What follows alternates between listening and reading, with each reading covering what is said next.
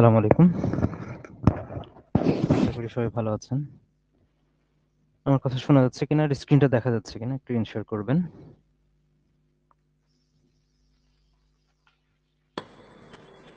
আসসালামু আলাইকুম।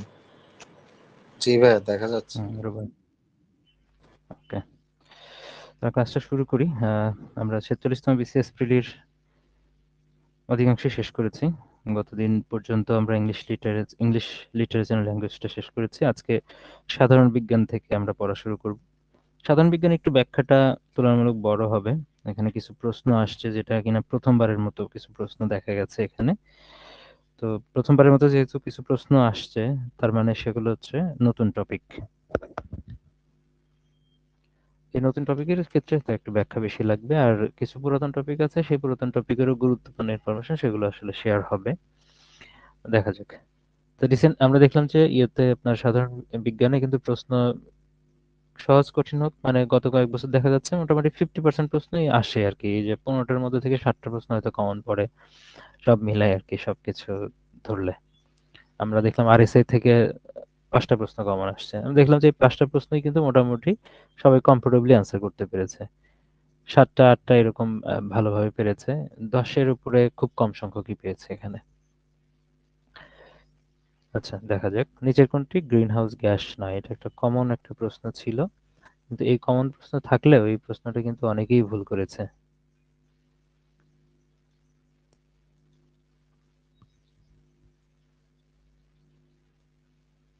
কারণ অনেকে এই পড়ার সময় ঠিকই পড়ে, অ্যান্সার করার সময় ভুল করে ফেলে, কনফিউশনে পড়ে যায়।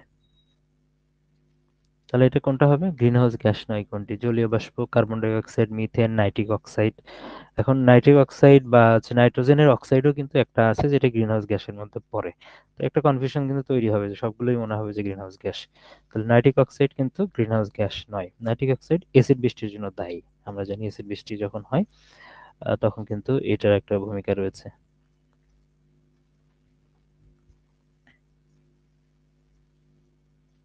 আচ্ছা, তাহলে আর এর বাইরে আমরা কি পড়বো এখান থেকে? গ্রিনহাউস গ্যাস কি কি আছে এবং গ্রিনহাউস গ্যাসের পার্থক্য, সরি পার্সেন্টেজ সহ পড়তে হবে। পার্সেন্টেজটা আমাদের রিটেনেও লিখতে হয় কিন্তু। তাহলে কার্বন ডাই অক্সাইড কত পার্সেন্ট আছে? অনেকবার আমি লিখেছি, আমি আবারও লিখবো, এটা যেন লিখতে লিখতে আপনার মুখস্থ হয়ে যায়। কার্বন ডাই অক্সাইড 49%, মিথেন 18%, দেন নাইট্রাস অক্সাইড, নাইট্রিক অক্সাইড কিন্তু না, নাইট্রাস অক্সাইড 6%, সিএফসি 14%, ওজন 8%, দেন জলীয় বাষ্প বা পানি, যেটাই বলেন না কেন, জলীয় বাষ্প বা পানি, এটা এখানে প্রশ্নের মধ্যে ব্র্যাকেটের মধ্যে কিন্তু পানি দিয়েছে, সুতরাং এটা কনফিউজ হওয়ার কোনো সুযোগ নেই। এরপরে জলীয় বাষ্প বা পানি থাকে, হ্যাঁ, এটা পার্সেন্টেজটা ওইভাবে না পড়লেও চলবে এখান থেকে। তাহলে এই বিষয়গুলো উপরের পার্সেন্টেজ গুলো কিন্তু লিখতে হয়, এগুলা সবই। তারপর আসেন, এটা মোটামুটি আগে বহুবার আলোচনা করা হয়েছে। জলীয় দ্রবণে পিএইচ এর সর্বোচ্চ মান কত? এটা একটা কমন প্রশ্ন। সর্বোচ্চ মান হচ্ছে 14। আমরা জানি 0 থেকে 14 পর্যন্ত এটা হচ্ছে পিএইচ এর স্কেল। তো এখান থেকে 0 থেকে 14 যদি আমরা যাই, তাহলে মিডল পয়েন্ট হলো 7, এটা 0, এটা হলো 14। তাহলে এইটুকুর মধ্যে যদি থাকে তাহলে সেটা মানে 7 এর চেয়ে যদি ছোট হয় তাহলে সেটা হবে অম্লীয় বা অ্যাসিডিক। 7 একদম প্রপার 7 পজিশনে যদি থাকে তাহলে এটা নিরপেক্ষ। আর 7.1 থেকে 14 পর্যন্ত যদি যাই তাহলে এটা হবে ক্ষারীয় বা ক্ষারকীয়, ক্ষারকীয় বলা যাবে। আর এখানকার যে পিএইচ স্কেল, এটাকে বলা হচ্ছে পিএইচ স্কেল। 0 থেকে 14 পর্যন্ত গেলাম। এই পিএইচ স্কেলটা কে ব্যবহার করেছিলেন প্রথম? কোন পদার্থ কতটা অম্লীয় বা ক্ষারীয় এটা বোঝার জন্য বিজ্ঞানী সোরেন সেন। সোরেন সেন ইনি পিএইচটা ব্যবহার করেছিলেন, পিএইচ স্কেল প্রথম ব্যবহার করেছিলেন। তাহলে এটা প্রথম ব্যবহার করেছিলেন কে, বা এটা যদি বলা হয় পিএইচ স্কেলের আবিষ্কারককে, সেটা বলতে পারেন। তিনি এটা ব্যবহার করেন কিন্তু। তাহলে এই রিলেটেড তথ্যগুলো এর আগে আপনারা পড়েছেন, তো এটা খেয়াল রাখবেন, রেঞ্জটা খেয়াল রাখবেন, নিরপেক্ষ অবস্থান, অম্লীয় ক্ষারীয় কোনটা, আর পিএইচ স্কেল কে আবিষ্কার করেছে। That's good. ওকে। কোন অর্গানেলটি পর্দা দ্বারা আবেষ্টিত থাকে না? এটা একদম নিউ প্রশ্ন, হ্যাঁ, নতুন। নতুন প্রশ্ন। এখন নতুন প্রশ্ন কাদের জন্য? যারা কিনা এই টপিকগুলো এর আগে কখনো পড়েন নাই। কিন্তু বিজ্ঞানের স্টুডেন্টদের অনেকের ক্ষেত্রে এটা কমন। বিশেষ করে বিজ্ঞানের স্টুডেন্ট যারা সরি বায়োলজি যারা পড়েছেন। স্ক্রিনে সমস্যা করছে একটু, একটু ব্ল্যাঙ্ক হয়ে যাচ্ছে স্ক্রিনটা।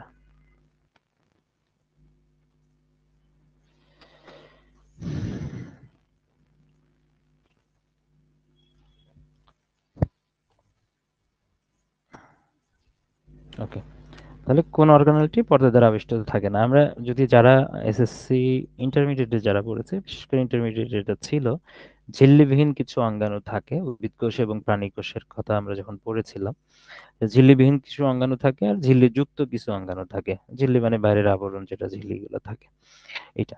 তাহলে দেখা যেত যে দুইটার জন্য আমরা দুই ধরনের ছন্দ পড়তাম।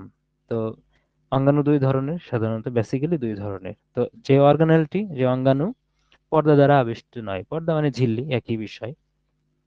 ঝিল্লি বা পর্দা একই জিনিস। ঝিল্লিও থাকতে পারে, পর্দা থাকতে পারে। তার মানে পর্দাবিহীন বা ঝিল্লিবিহীন অঙ্গাণু কি কি রয়েছে একটা কোষের মধ্যে? ঝিল্লিবিহীন অঙ্গাণু,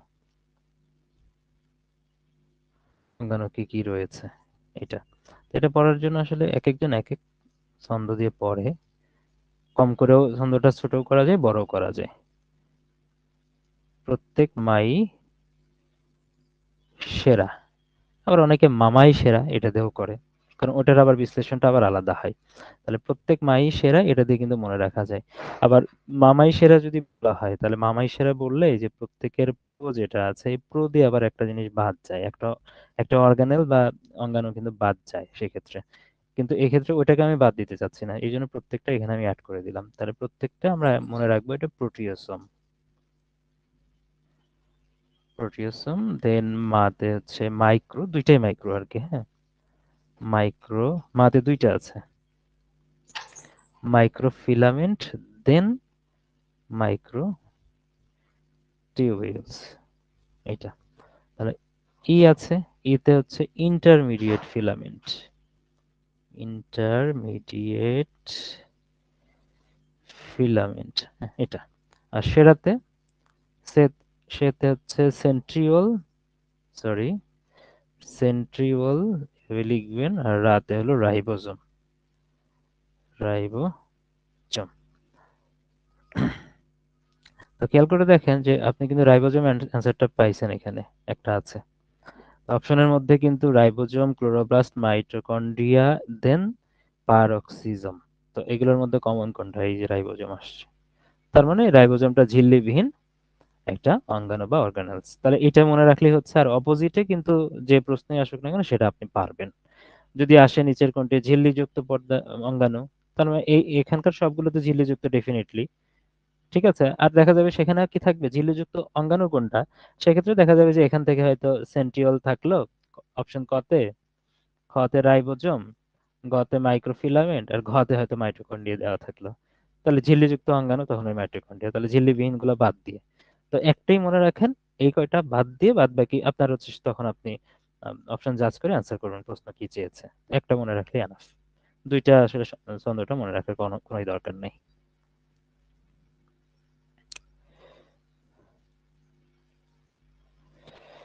ওকে। আমার ফোনের ডিসপ্লেতে মানে স্ক্রিনটা শো করছে না, যার কারণে আমি একটু কনফিউজড। কখনো আমি যদি নেটওয়ার্কের বাইরে চলে যাই টের পাবো না। আবার একটু ঢুকে দেখি নতুন করে দেখাই কিনা। আচ্ছা, এর পরের প্রশ্নে আমরা যাই। চারে বলা আছে প্রাকৃতিক ইউরেনিয়ামে শতকরা কত ভাগ আইসোটোপ থাকে? আইসোটোপ মানে কি? মানে আমরা জানি যে প্রোটন সংখ্যা যাদের সমান সেটাই হচ্ছে আইসোটোপ, যাদের প্রোটন সংখ্যা সমান। আইসোটোপ ডেফিনেটলি একটা থাকবে না। আইসোটোপ মানে আইসো মানে সমান সংখ্যক প্রোটন যাদের থাকবে আর কি, যে মৌলগুলো আছে। ওকে, তাহলে ডেফিনেটলি ইউরেনিয়ামের একটা আইসোটোপ থাকে না। ইউরেনিয়ামের কয়েকটা আইসোটোপ আছে। ইউরেনিয়াম সাধারণত তিনটা আইসোটোপ রয়েছে।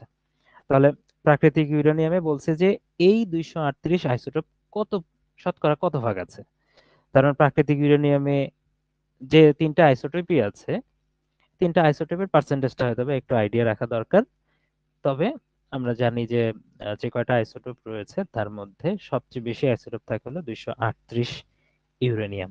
তাহলে আমরা দেখি আইসোটোপ কি কি আছে, এটা যদি একটু খেয়াল রাখি, ছোট থেকে বড়র দিকে যাব, তাহলে আমাদের মনে রাখতে এটা সুবিধা হতে পারে।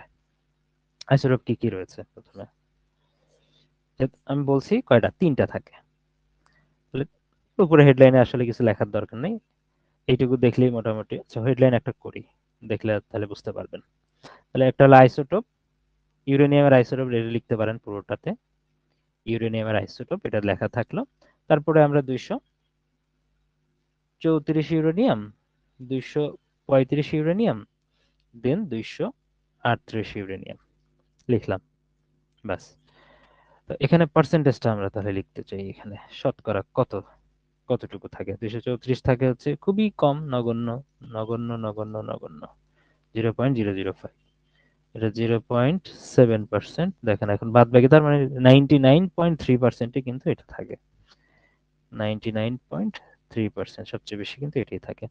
আর এখান থেকে আরো একটা জিনিস আসে, কারণ বিক্রিয়ার মধ্যে দেখবেন যে আমরা যখন বিক্রিয়া পড়েছি, বা যারা পড়েছেন, হ্যাঁ, তারা কিন্তু জানেন যে এখানে প্রত্যেকটা আইসোটোপের ক্ষেত্রে আমরা জানি যে এখানে প্রোটন কয়টা থাকে, প্রোটন সংখ্যা তো এখানে সমান, মাস্ট বি, প্রোটন সংখ্যাতে কোনো চেঞ্জ আসবে না, আইসোটোপ মানে প্রোটন সংখ্যা সমান, সুতরাং এখানে কনফিউশন থাকার কোনো দরকার নেই। তাহলে প্রোটন সংখ্যা কয়টা, আর তাহলে প্রোটনের বিপরীতে এখানে তো টোটাল এর মধ্যে কত ভর সংখ্যা দেওয়া আছে, তাহলে এর মধ্যে টোটাল কত থাকে, আর বাদ বাকি কি থাকে, নিউট্রন থাকে। তাহলে আমরা জানি ইউরেনিয়ামের ভর সংখ্যা, আমরা সরি ভর সংখ্যা বলছি, প্রোটন নাম্বার বা পারমাণবিক সংখ্যা আমরা জানি 92। তাহলে প্রোটন নাম্বার বা পারমাণবিক সংখ্যা যেহেতু 92, তার মানে এখানে আমাদের সবগুলোই 92 হচ্ছে। তার মানে সবগুলো আইসোটোপেই কিন্তু প্রোটন আছে 92টা। তার মানে বাদ বাকি এখন এইটা 234 থেকে আমরা মাইনাস করবো 92, 235 থেকে 92 মাইনাস করবো, 38 থেকে 92 মাইনাস করলে নিউটন সংখ্যাটা আমরা পেয়ে যাচ্ছি। তাহলে 142, 143, দেন 146। তাহলে এখানে কিন্তু নিউটন সংখ্যা দিয়ে প্রশ্ন আসতে পারে। এখান থেকে মানে ডাইভার্সিফিকেশন অনেক কিছুই থাকতে পারে পরীক্ষাতে, তো এটা একটু ভালোভাবে পড়বেন। যে কোনো তথ্য যে কোনো সময় আসতে পারে পরীক্ষাতে। তাহলে এটার অ্যান্সার কিন্তু এটা পেয়ে যাচ্ছি। ওকে, 4 গেল 5-এ। জীববিজ্ঞানে কি ধরনের তথ্য প্রযুক্তি ব্যবহার করা হয়, এটা জেনারেলি পড়লেই ম্যাক্সিমাম অ্যান্সার করার কথা, আর এটার খুব বেশি ব্যাখ্যার দরকার হয় না। তথ্য প্রযুক্তি, তথ্য মানে ইনফরমেশন, প্রযুক্তি মানে ইনফরমেটিক্স। আর জীববিজ্ঞান যেহেতু বায়োলজি, জীববিজ্ঞান, তাহলে বায়োলজির বায়ো, তাহলে বায়ো তথ্য হচ্ছে ইনফরমেশন, আর হচ্ছে মেটিক্স যেটা হচ্ছে প্রযুক্তি, ইনফরমেটিক্স অ্যান্সার। তারপর হচ্ছে গমের মোজাইক ভাইরাস কিভাবে ছড়ায়। মোজাইক ভাইরাস কিভাবে ছড়ায়, এখানে বলা আছে যে মোজাইক ভাইরাস ছড়ায় হচ্ছে মাইটের মাধ্যমে। খুব ক্ষুদ্র ক্ষুদ্র কিছু পোকা আছে, এই পোকাগুলোকে বলা হয় মাইট, ছোট ছোট পোকাকে বলা হয় মাইট এখানে। হ্যাঁ, এই মাইটগুলো এটা আসলে কিভাবে ছড়ায়, এটা হলো এরা কি করে, গাছের গম গাছের যে রস আছে, রস শোষণ করে, এই শোষণ করার সময় এই ভাইরাস দ্বারা আক্রান্ত হয়। হ্যাঁ, এই ভাইরাস তখন সংক্রমিত হয়, যখন এই মাইটটা কি করে, গাছের রস যখন শোষণ করে, তখন এখান থেকে আহ, ভাইরাসটা ছড়িয়ে যায়। এই ভাইরাসটা তখন সংক্রমিত হতে থাকে এই মাইটের মাধ্যমে। তাহলে মাইটটা কি, যদি বলা হয় যে মাইট যদি না থেকে যদি থাকে ছোট পোকা বা ক্ষুদ্র পোকা, সেটাও থাকতে পারে, ক্ষুদ্র ক্ষুদ্র পোকার মাধ্যমে। ব্যাস, এটুকুই মনে রাখেন। দেন আসেন অ্যান্টিবডি তৈরি করে নিচের কোনটি। আমরা নেচার জানি, নেচার অফ অ্যান্টিবডি, এই নেচার অফ অ্যান্টিবডি থেকেও কিন্তু কিছু প্রশ্ন হইতে পারে। অ্যান্টিবডি বলেন, অ্যান্টিজেন বলেন, হরমোন বলেন, এগুলো অল আর প্রোটিন টাইপ। হ্যাঁ, সবগুলো কিন্তু প্রোটিন টাইপ। তো এটাও এক ধরনের কিন্তু প্রশ্ন হতে পারে, ইনফরমেশন এটা। তো এখান থেকেও কিন্তু প্রশ্ন সেট হতে পারে। তাহলে অ্যান্টিবডির একটা আমরা টাইপ জেনে গেলাম, যদি আমরা জানি টাইপের ক্ষেত্রে কোন জাতীয়, যে আমিষ, শর্করা আমিষ, তারপরে স্নেহ জাতীয়, না কি কি টাইপের পদার্থ অ্যান্টিবডি। তাহলে অ্যান্টিবডি তৈরি করে কোনটি, আমরা যদি এখানে অপশনগুলোর মধ্যে দেখি, রেড ব্লাড কর্পাসেল, আরবিসির কথা বলা আছে, থ্রম্বোসাইটের কথা বলা আছে, লিপোসাইট, মনোসাইট, সবগুলো কিন্তু মানে রক্তকণিকার কথা বলা আছে, ব্লাড কর্পাসেলস এর কথা বলা আছে। তাহলে রক্তকণিকার কথা যেহেতু বলা আছে, তার মানে লোহিত রক্তকণিকা, শ্বেত রক্তকণিকা, অনুচক্রিকা, এগুলো পড়ছি। আবার এখানে আমরা শ্বেত রক্তকণিকা বা ডাব্লিউবিসি এর মধ্যে কিন্তু প্রচুর ভাগ পড়েছি। এবং ডাব্লিউবিসি কে বলা হয় কি, আমরা পড়েছি যে আণুবীক্ষণিক সৈনিক বলা হয়, আমাদের দেহের বডিগার্ড বলা হচ্ছে একে। তার মানে আহ অ্যান্টিজেনের বিরুদ্ধে যেটা তৈরি হয় আমাদের শরীরে, সেটা হচ্ছে অ্যান্টিবডি। তাহলে অ্যান্টিবডিটা কখন তৈরি হচ্ছে, শরীরে যদি কোনো অ্যান্টিজেন প্রবেশ করে তখন অ্যান্টিবডি তৈরি হচ্ছে। তার মানে অ্যান্টিবডি তৈরি করা কার কাজ হচ্ছে, অ্যাজ এ হোল ডাব্লিউবিসির কাজ। তাহলে ডাব্লিউবিসি তো আর একটা না, ডাব্লিউবিসির দুইটা টাইপ আছে আমরা পড়েছি, গ্রানুলোসাইট, অ্যাগ্রানুলোসাইট, মানে দানাদার এবং অদানাদার, এইভাবে ভাগ আছে। তো যে ভাগগুলো আছে এই ভাগের মধ্যে আবার টোটাল 5টা ভাগ আছে এজ এ হোল। তাহলে আমরা সবগুলোতে আসলে যাওয়ার দরকার নেই, এখানে আমরা ওই পুরোটুকু গেলে আসলে মেইন ক্লাসে যখন আপনারা পড়েছেন তখন হয়তো এগুলো দেখেছেন। কিন্তু এখানে আমি জাস্ট অ্যান্টিবডির সাথে যে কানেকশন আছে এইটুকুতে আমরা যাব। তো অ্যান্টিবডি মূলত তৈরি করে লিম্ফোসাইট।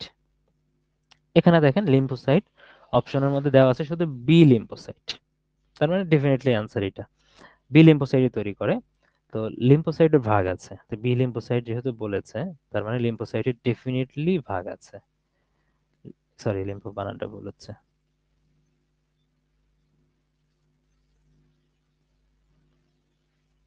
LYMPHOCYT, এই যে লিম্ফোসাইট। লিম্ফোসাইট কয় ধরনের আছে? বি লিম্ফোসাইট, টি লিম্ফোসাইট এইভাবেই আসলে প্রকাশ করা হয়। তো লিম্ফোসাইটের ক্যারেক্টারের দিক থেকে আরেকটা ক্যারেক্টার আছে, সেটা হচ্ছে ন্যাচারাল কিলার সেল। ন্যাচারাল কিলার সেল আছে। আর যদি লিম্ফোসাইটের এমনি টাইপ হিসেবে ধরি তাহলে আমরা বি লিম্ফোসাইট আর হচ্ছে টি লিম্ফোসাইটের আমরা পাবো, টি লিম্ফোসাইট আর বি এবং টি লিম্ফোসাইট। তাহলে বি লিম্ফোসাইটের কাজ হলো যে অ্যান্টিবডি টাইপের। হুম, অ্যান্টিবডি তৈরি করে এটা। তাহলে অ্যান্টিবডি তৈরি হওয়া মানে কি? অ্যান্টিবডি মানে এটা হচ্ছে শরীরে যাই ঢুকুক না কেন তার বিরুদ্ধে একটা প্রতিরোধ গড়ে তুলবে। শরীরে যাই ঢুকুক না কেন, শরীরে কিভাবে ঢুকবে? যেভাবে রক্তের মাধ্যমে ঢুকতে পারে, সাধারণত রক্তের মাধ্যমেই সবকিছু ঢুকে। রক্তের মাধ্যমে যে আহ যাই যে জীবাণুগুলো ঢুকে, যে অ্যান্টিজেন গুলো ঢুকে, সেই অ্যান্টিজেনের বিরুদ্ধে একটা প্রতিরোধ গড়ে তোলে। তার মানে অ্যান্টিবডি তৈরি করা হলো এই বি লিম্ফোসাইট। ঠিক আছে? তার মানে প্রশ্ন যদি আসে অপোজিটে, অপোজিট করে প্রশ্ন যদি আসে যে শরীরে অ্যান্টিজেন প্রবেশ করলে নিচের কোন রক্তকণিকাটা সক্রিয় হয়? বি লিম্ফোসাইট, এটা হতে পারে। ঠিক আছে? বা শরীরে অ্যান্টিজেন প্রবেশ করলে শনাক্ত করে কোনটি? B lymphocyte. তাহলে বি শনাক্ত করার জন্যই তো অ্যান্টিবডিটা তৈরি করতে পারে এখান থেকে। এটা আপনারা পড়তে পারেন। তাহলে এটাকে একটা নাম বলা হয়, বি লিম্ফোসাইটকে হিউমোরাল ইমিউনিটি বলা হয়। Humoral immunity. আর টি লিম্ফোসাইট যেটা, টি লিম্ফোসাইট হচ্ছে সেল মিডিয়েটেড ইমিউনিটি। যদি এগুলো একটু বড় ধরনের টার্ম, এই ধরনের প্রশ্ন আসলে কঠিন প্রশ্ন হবে, সেটা আমি ধরেই নিব। তারপরে যেহেতু এটা পেয়েছি, জাস্ট এই দুইটা টার্ম, ভিতরে ব্যাখ্যা জানার দরকার নেই এগুলা। এরা কি করে? এরা হচ্ছে সরাসরি সংক্রমিত কোষগুলোর বিরুদ্ধে কাজ করে। এটারও কাজও কিন্তু তাই, কিন্তু অ্যান্টিবডি তৈরি করা এর কাজ না, এটা সরাসরি ডিরেক্ট অ্যাকশনে যায়। এরা সরাসরি সংক্রমিত কোষগুলোর বিরুদ্ধে কাজ করে। দুইটাই কাজ করবে, শত্রুকে মোকাবেলা করবে দুইটাই। এটা অ্যান্টিবডি তৈরি করে আর অ্যান্টিবডি তৈরি করে না, না করে সরাসরি সংক্রমিত কোষগুলোর বিরুদ্ধে কাজ করে। সরাসরি সংক্রমিত কোষগুলোর বিরুদ্ধে এটা কাজ করে। হুম, এই কাজটা। আর এমনিতে ন্যাচারাল কিলার সেল মানে কি? এনকে সেল, এটা কিন্তু আবার শর্ট ফর্মে বলা হয়। দেখবেন যে অনেক সময় অপশনের মধ্যে এনকে সেল দেওয়া আছে বা এনকে কোষ দেওয়া আছে, তাহলে ন্যাচারাল কিলার সেল এটা হচ্ছে ফুল ফর্ম, এনকে সেল। এটা কি করে? এনকে সেল টার্গেট করে কি? এখানে আমরা দেখলাম যে বি লিম্ফোসাইট অ্যান্টিবডি তৈরি করছে, এটা হচ্ছে শরীরে অ্যান্টিজেনকে টার্গেট করে তৈরি করলো। আর টি লিম্ফোসাইট কি করলো? সরাসরি যে কোষ আছে সংক্রমিত কোষ তার বিরুদ্ধে কাজ করলো। ন্যাচারাল কিলার সেল স্পেসিফিক কোষ আছে এটার, আবার ন্যাচারাল কিলার সেল স্পেসিফিক কোষ হচ্ছে এরা ক্যান্সার সেলকে ধ্বংস করে, ক্যান্সার সেল। তাহলে এটা যদি কখনো আসে তাহলে ডিরেক্ট অ্যান্সার এটা আপনি করতে পারবেন, ক্যান্সার সেল কে ধ্বংস করতে সক্ষম, ধ্বংস করতে সক্ষম। আর এই ন্যাচারাল দেখেন এখানে ইমিউনিটি আছে, যতগুলো প্রতিরোধ ব্যবস্থা আছে, সেল মিডিয়েটেড সেলে কাজ করে, হিউমারাল ইমিউনিটি, রক্তের মাধ্যমে এটা চলে আসতেছে। আর ন্যাচারাল কিলার সেল যেটা, এটা ন্যাচারাল মানে কি? প্রাকৃতিক। প্রাকৃতিক মানে ইনবিল্ড, যেটা আমাদের শরীরে আগে থেকেই থাকে, জন্মগত, সেটাকে বলা হচ্ছে ইনেট বা জন্মগত ইমিউনিটি। যেটা বাই বর্ন এটা চলে আসে, নেট ইমিউনিটি বা জন্মগত প্রতিরোধ ব্যবস্থা। তার মানে এটাকে, এগুলো কিন্তু আলাদা নামে নামাঙ্কিত করা হচ্ছে। জাস্ট এই তিনটা সম্পর্কে একটু জেনে রাখবেন, যেহেতু এটা প্রশ্নটা একটু হলো ডিপ থেকে করেছে। তো পরবর্তীতে এই টপিক ধরে, এই এই প্রশ্নকে যদি বেস ধরে প্রশ্ন করে তাহলে এই প্রশ্নগুলো হইতে পারে। ডেফিনেটলি এটা অনেকের জন্য কঠিন ছিল।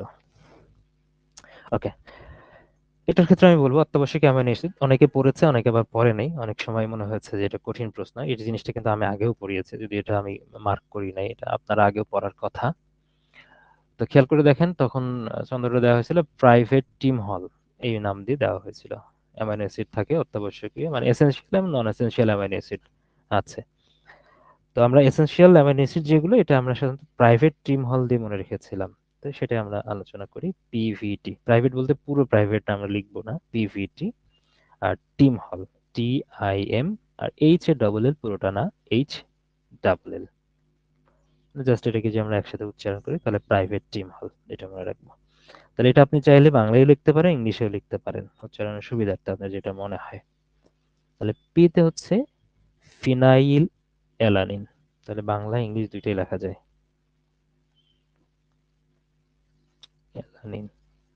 তাহলে দেখেন অত্যাবশ্যকীয় অ্যামাইনো অ্যাসিড যদি আমরা পড়ে ফেলি, তাহলে এর বাইরে অত্যাবশ্যকীয় অ্যামাইনো অ্যাসিড নয় কোনটা, এটা আসতে পারে, বা নন এসেনশিয়ালও আসতে পারে। ঠিক আছে, দুইটার কথাই থাকতে পারে এখানে।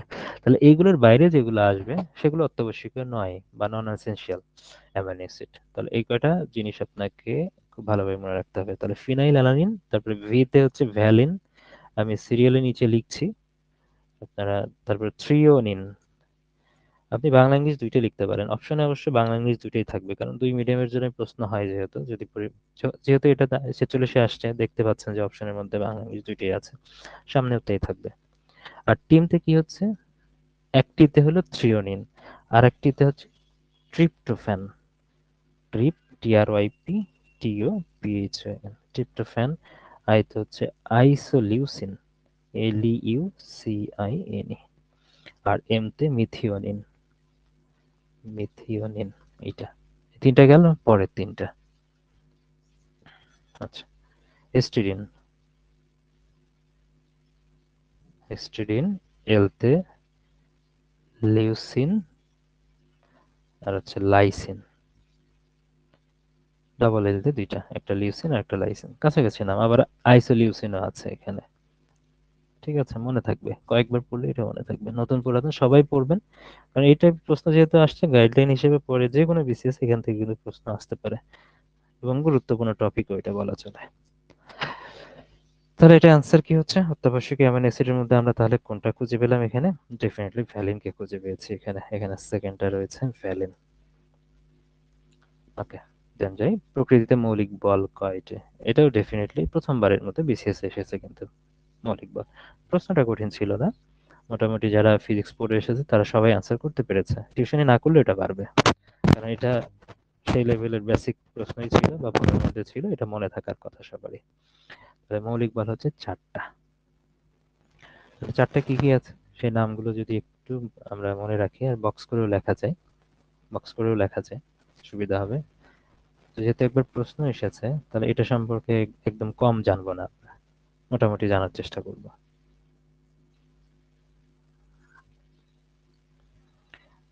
তাহলে বলের নামটা আগে লিখবো আমরা, সেই বলটা কি। হুম, বাংলা ইংলিশ দুইটাই থাকতে পারে। সেই বলের মানে যদি আমরা বৈশিষ্ট্য লিখতে চাই, বা বৈশিষ্ট্য বা সে বলটা আসলে কার মধ্যে বিদ্যমান, এটাও আসতে পারে। হুম, কার কার মধ্যে কাজ করে বলটা।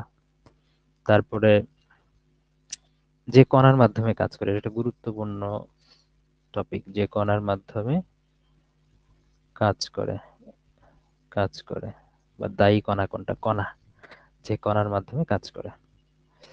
মোটামুটি এই জিনিসগুলো থাকলেই চলবে। প্রথমে হচ্ছে 1 নম্বরে মহাকর্ষ।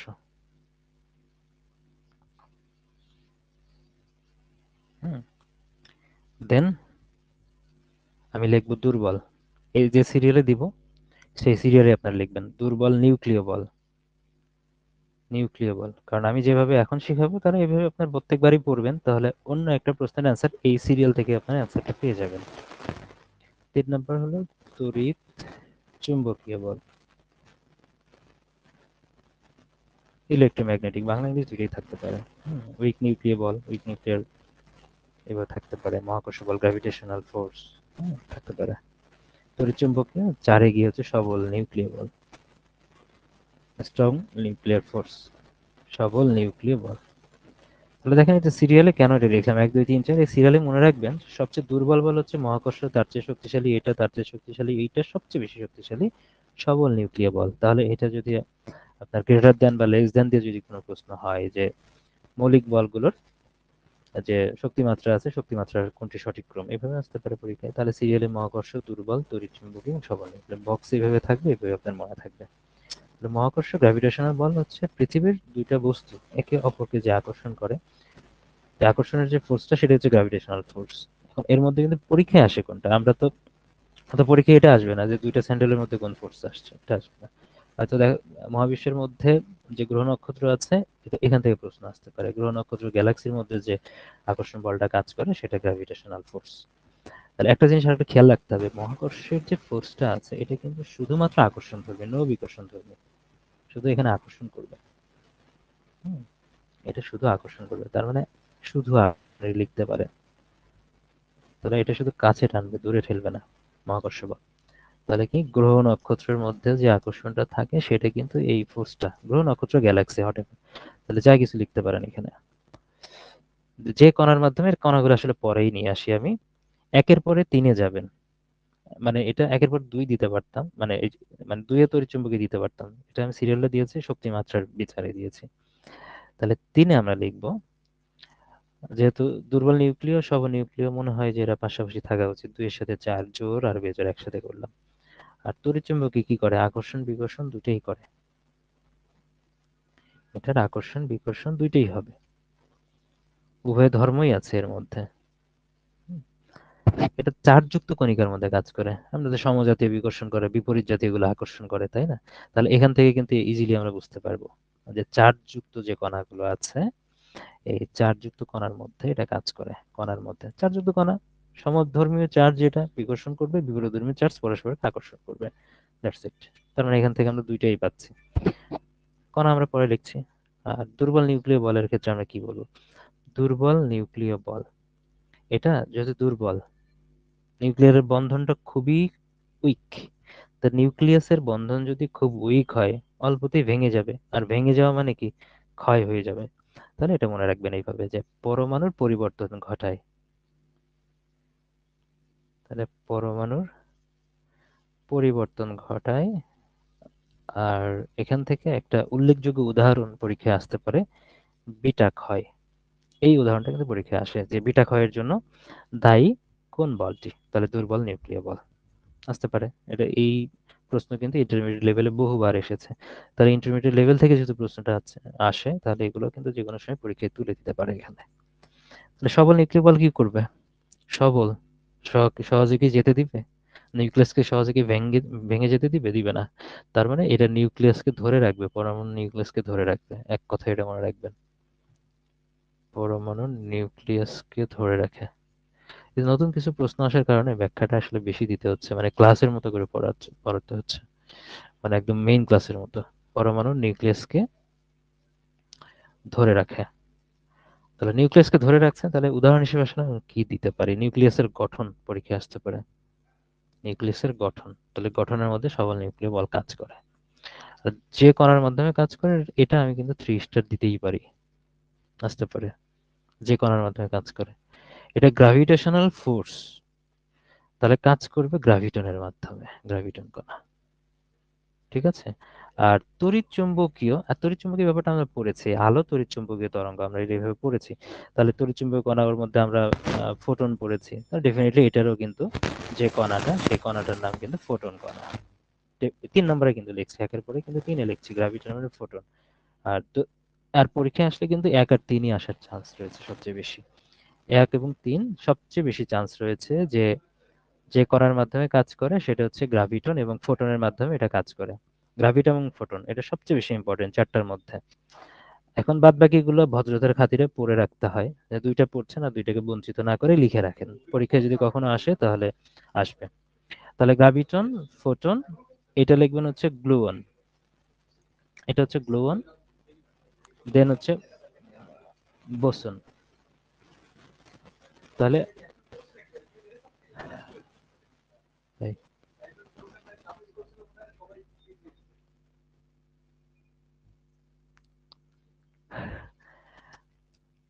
গ্লুয়ন বোসন যেটা বলা আছে, তাহলে গ্লুয়ন বোসনটা এক্সট্রা করে নামটা কিন্তু মিল থাকবে এটার সাথে। ঠিক আছে, গ্রাভিটন শেষে সব ন আছে, কিন্তু গ্লুয়ন বোসন ওইদিকে গ্রাভিটন এবং ফোটন। ওকে, তাহলে প্রকৃতিতে বল যেটা, এটা যা শিখাইলাম এটা খালি ধরে রাখবেন। যদি এই প্রকৃতিতে মৌলিক বল থেকে যে চারটা প্রশ্নের বাইরে, মানে এইটা বেসিক প্রশ্ন, এর বাইরে যদি আর কোনো তথ্য আসে পরীক্ষা, আপনারা অ্যান্সার করতে পারবেন। এইটুকুর যে বেসিক আছে, এই বেসিক ধরে রাখলে আপনারা অ্যান্সার করতে পারবেন।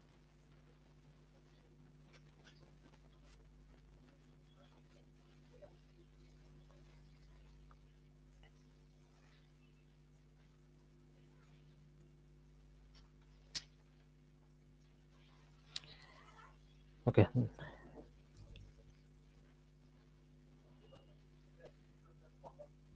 তাহলে জেমস ওয়েব টেলিস্কোপ কোন ধরনের রেডিয়েশন ব্যবহার করে? এটা আমরা জানি, ইনফ্রারেড রেডিয়েশন এটা ব্যবহার করে। এটা কাজ কি করে জেমস ওয়েব টেলিস্কোপের মাধ্যমে? কি এর পক্ষান্তরে পরবর্তী প্রশ্ন কি হতে পারে, একদম গভীরে যাবে না যে জেমস ওয়েব টেলিস্কোপ কিভাবে কাজ করে, এইভাবে তো যাবে না কখনো। তো এটার কাজটা কি? ইনফ্রারেড রেডিয়েশনটা ব্যবহার করছে। আপনারা এই যে যখন আমরা যখন ইয়েগুলো বর্ণালীগুলো যখন পড়েছিলাম, তো বর্ণালীর মধ্যে যে রেঞ্জগুলো ছিল, রেঞ্জের মধ্যে তড়িৎচুম্বকীয় তরঙ্গের যে রেঞ্জগুলো ছিল, এই তড়িৎচুম্বকীয় রেঞ্জের মধ্যে কিন্তু এগুলো ইনফ্রারেড সহ সবই ছিল। ইনফ্রারেড ছিল, আল্ট্রাভায়োলেট ছিল, ভিজিবল, এক্স রে সবই ছিল। তাহলে জেমস ওয়েব টেলিস্কোপ কিন্তু ইনফ্রারেডের ব্যবহার করে। আর তাহলে জেমস ওয়েব টেলিস্কোপ আসলে কোথায় ব্যবহার করে? টেলিস্কোপ মানে দূরে কোনো কিছু দেখার জন্য ব্যবহৃত হবে। তাহলে জেমস ওয়েবের বিশেষত্ব কি? জেমস ওয়েবের বিশেষত্ব কি? এর বিশেষত্ব হচ্ছে এটা মহাকাশ পর্যবেক্ষণে, মহাকাশ পর্যবেক্ষণ, মহাকাশ পর্যবেক্ষণ দূরে, মহাকাশ তো আর কাছে না।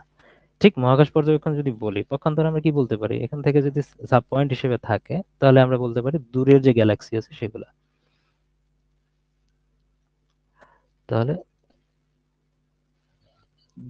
দূরবর্তী গ্যালাক্সি পর্যবেক্ষণ, তাহলে এখান থেকে কিন্তু এটাই আসতে পারে।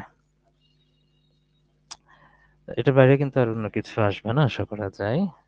তাহলে দূরবর্তী গ্যালাক্সি পর্যবেক্ষণ, এই জায়গা থেকে প্রশ্ন আসতে পারে। ওকে, তারপর আসেন, কোনটি আলোর প্রাথমিক রং হিসেবে বিবেচনা করা হয় না? প্রাথমিক রং মানে কি? মেইন কালার, ইনিশিয়াল, মেইন, আসল রং। আসল রং মনে রাখবেন, তাহলে আসলতে হচ্ছে আসমানি, শতে হলো সবুজ, লাতে হলো লাল। আমরা জানি আসমানি কালারকে অনেক সময় কিন্তু নীল কালার বলা হয়। আসমানি নীল একই জিনিস। আকাশ যেহেতু নীল, আসমানি কালার মানে নীল। তাহলে নীল, সবুজ, হলুদ এর হচ্ছে মৌলিক বর্ণ, মৌলিক বর্ণ বা প্রাথমিক বর্ণ। তাহলে মৌলিকও থাকতে পারে, আবার প্রাথমিকও থাকতে পারে, হোয়াটএভার। তাহলে এই বাদ দিয়ে এর বাইরে যেগুলো থাকবে, ডেফিনেটলি এখানে আপনি হলুদ দেখতে পাচ্ছেন, হলুদ ডেফিনেটলি প্রাথমিক রং না বা মৌলিক রং না। বাস এটা মনে রাখলেই চলছে এখান থেকে।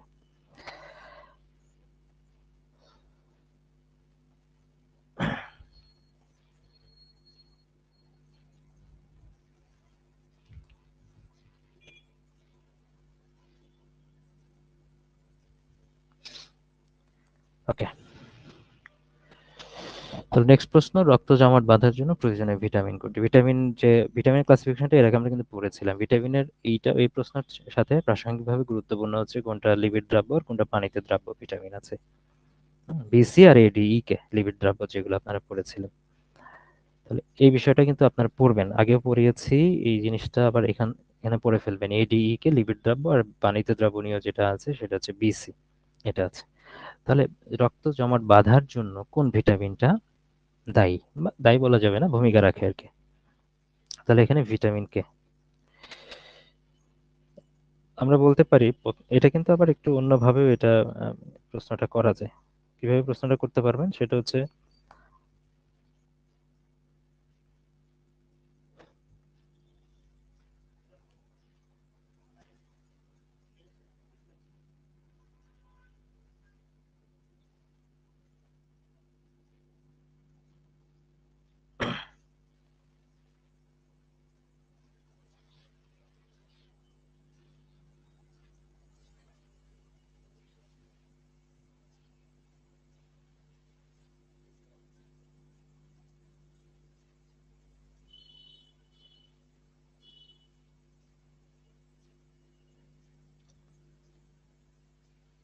ওকে, তাহলে দেখেন, রক্ত জমাট বাঁধার জন্য প্রয়োজনীয় ভিটামিন এইভাবে না বলে যদি বলে প্রয়োজনীয় প্রোটিন উৎপাদনে সাহায্য করে কোনটা? প্রয়োজনীয় প্রোটিন, এখানে ভিটামিন বলছে কিন্তু আসলে সরাসরি প্রয়োজনীয় ভিটামিনটি হলো এইভাবে বলেছে, তাহলে প্রশ্নটা কিন্তু এভাবেও করা যায় আসলে। মেন মানে ভাষাটা আসলে এইভাবেই হওয়া উচিত ছিল, যে রক্ত জমাট বাঁধার জন্য প্রয়োজনীয় প্রোটিন উৎপাদনে সাহায্য করে কোনটা, সেটা ভিটামিন কে। তাহলে প্রয়োজনীয় প্রোটিন বলা যেহেতু আছে, তার মানে এখানে রক্ত জমাট বাঁধার জন্য প্রয়োজনীয় প্রোটিন কি কি রয়েছে, এটা একটা বিষয়। তাহলে প্রয়োজনীয় প্রোটিন রয়েছে প্রথমবিন, প্রোথ্রম্বিন, দেন আছে ফাইব্রিনোজেন। তাহলে এখান থেকে কিন্তু দুইটা বিষয়ই আলোচনা করা হয়ে গেল। তাহলে রক্ত জমাট বাঁধার জন্য যে ফ্যাক্টরগুলো, যে প্রোটিনগুলো, সেটা হচ্ছে প্রথমবিন এবং ফাইব্রিনোজেন। এই প্রথমবিন এবং ফাইব্রিনোজেন এই দুইটা উৎপাদনে হেল্প করছে আবার ভিটামিন কে। বাস এটুকু মনে রাখলে চলছে। আর এর বাইরে কি ভিটামিনের কথা যদি বলি, দৃষ্টিশক্তি এবং ত্বকে হেল্প করে। ভিটামিন বিটা হচ্ছে বিপাকক্রিয়া এবং স্নায়ুতন্ত্রে। ভিটামিন সির ক্ষেত্রে রোগ প্রতিরোধ ক্ষমতার একটা ভূমিকা রয়েছে। এই বিষয়টা কিন্তু আপনারা আগেও পড়েছেন, ক্ষত নিরাময়েও এটা হেল্প করছে।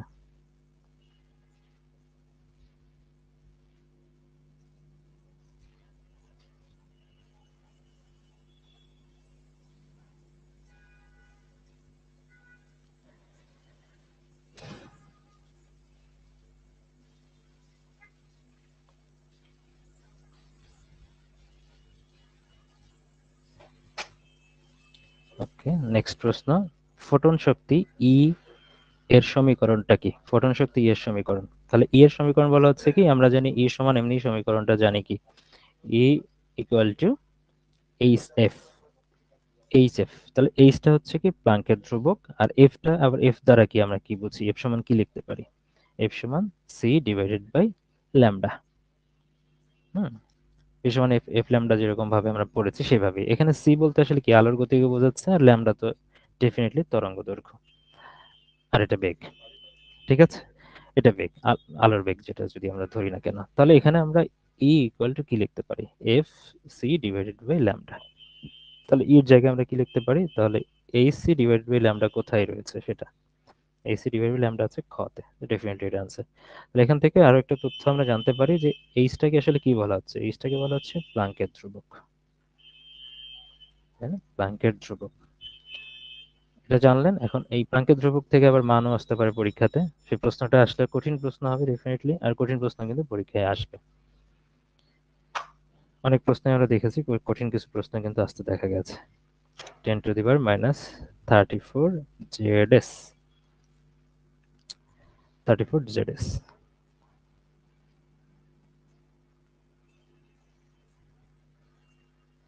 ওকে, তারপর আসুন দ্বিপদ নামকরণের দ্বিতীয় নামটি নির্দেশ করে কি? দ্বিপদ নামকরণ ক্যারোলাস লিনিয়াস, তাই না? দ্বিপদ নামকরণের জনককে ক্যারোলাস লিনিয়াস। তাহলে ক্যারোলাস লিনিয়াস দ্বিপদ নামকরণের জনক। আর দ্বিপদ নামকরণের দুইটা পদ যেহেতু আছে, তাহলে ফার্স্ট পদকে বলা হচ্ছে জেনাস বা গণ, আর দ্বিতীয় পদটাকে বলা হচ্ছে স্পিসিস বা প্রজাতি। বাংলা ইংলিশ দুইটাই জানা রাখতে হবে, দুইটা নাম। তাহলে গণ যদি প্রথমটা হয়, তাহলে সেকেন্ডটা ডেফিনিটলি প্রজাতি। তো আলটিমেটলি অ্যান্সার কিন্তু এটাই।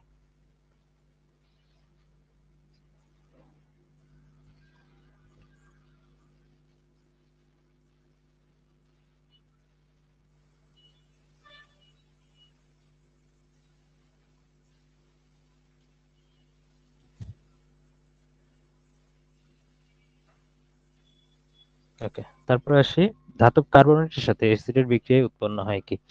এটার ক্ষেত্রে আপনারা কি করবেন, মুখস্থ করার তো আর কিছু নাই, সব বিক্রিয়াগুলো আপনাকে লিখে ট্রাই করতে হবে। কিছু বিষয় হয়তো এটা সবাই পারবে না, সায়েন্স ব্যাকগ্রাউন্ড ছাড়া অন্যদের ক্ষেত্রে এটা করা কঠিন, তারা ছেড়ে দিবেন।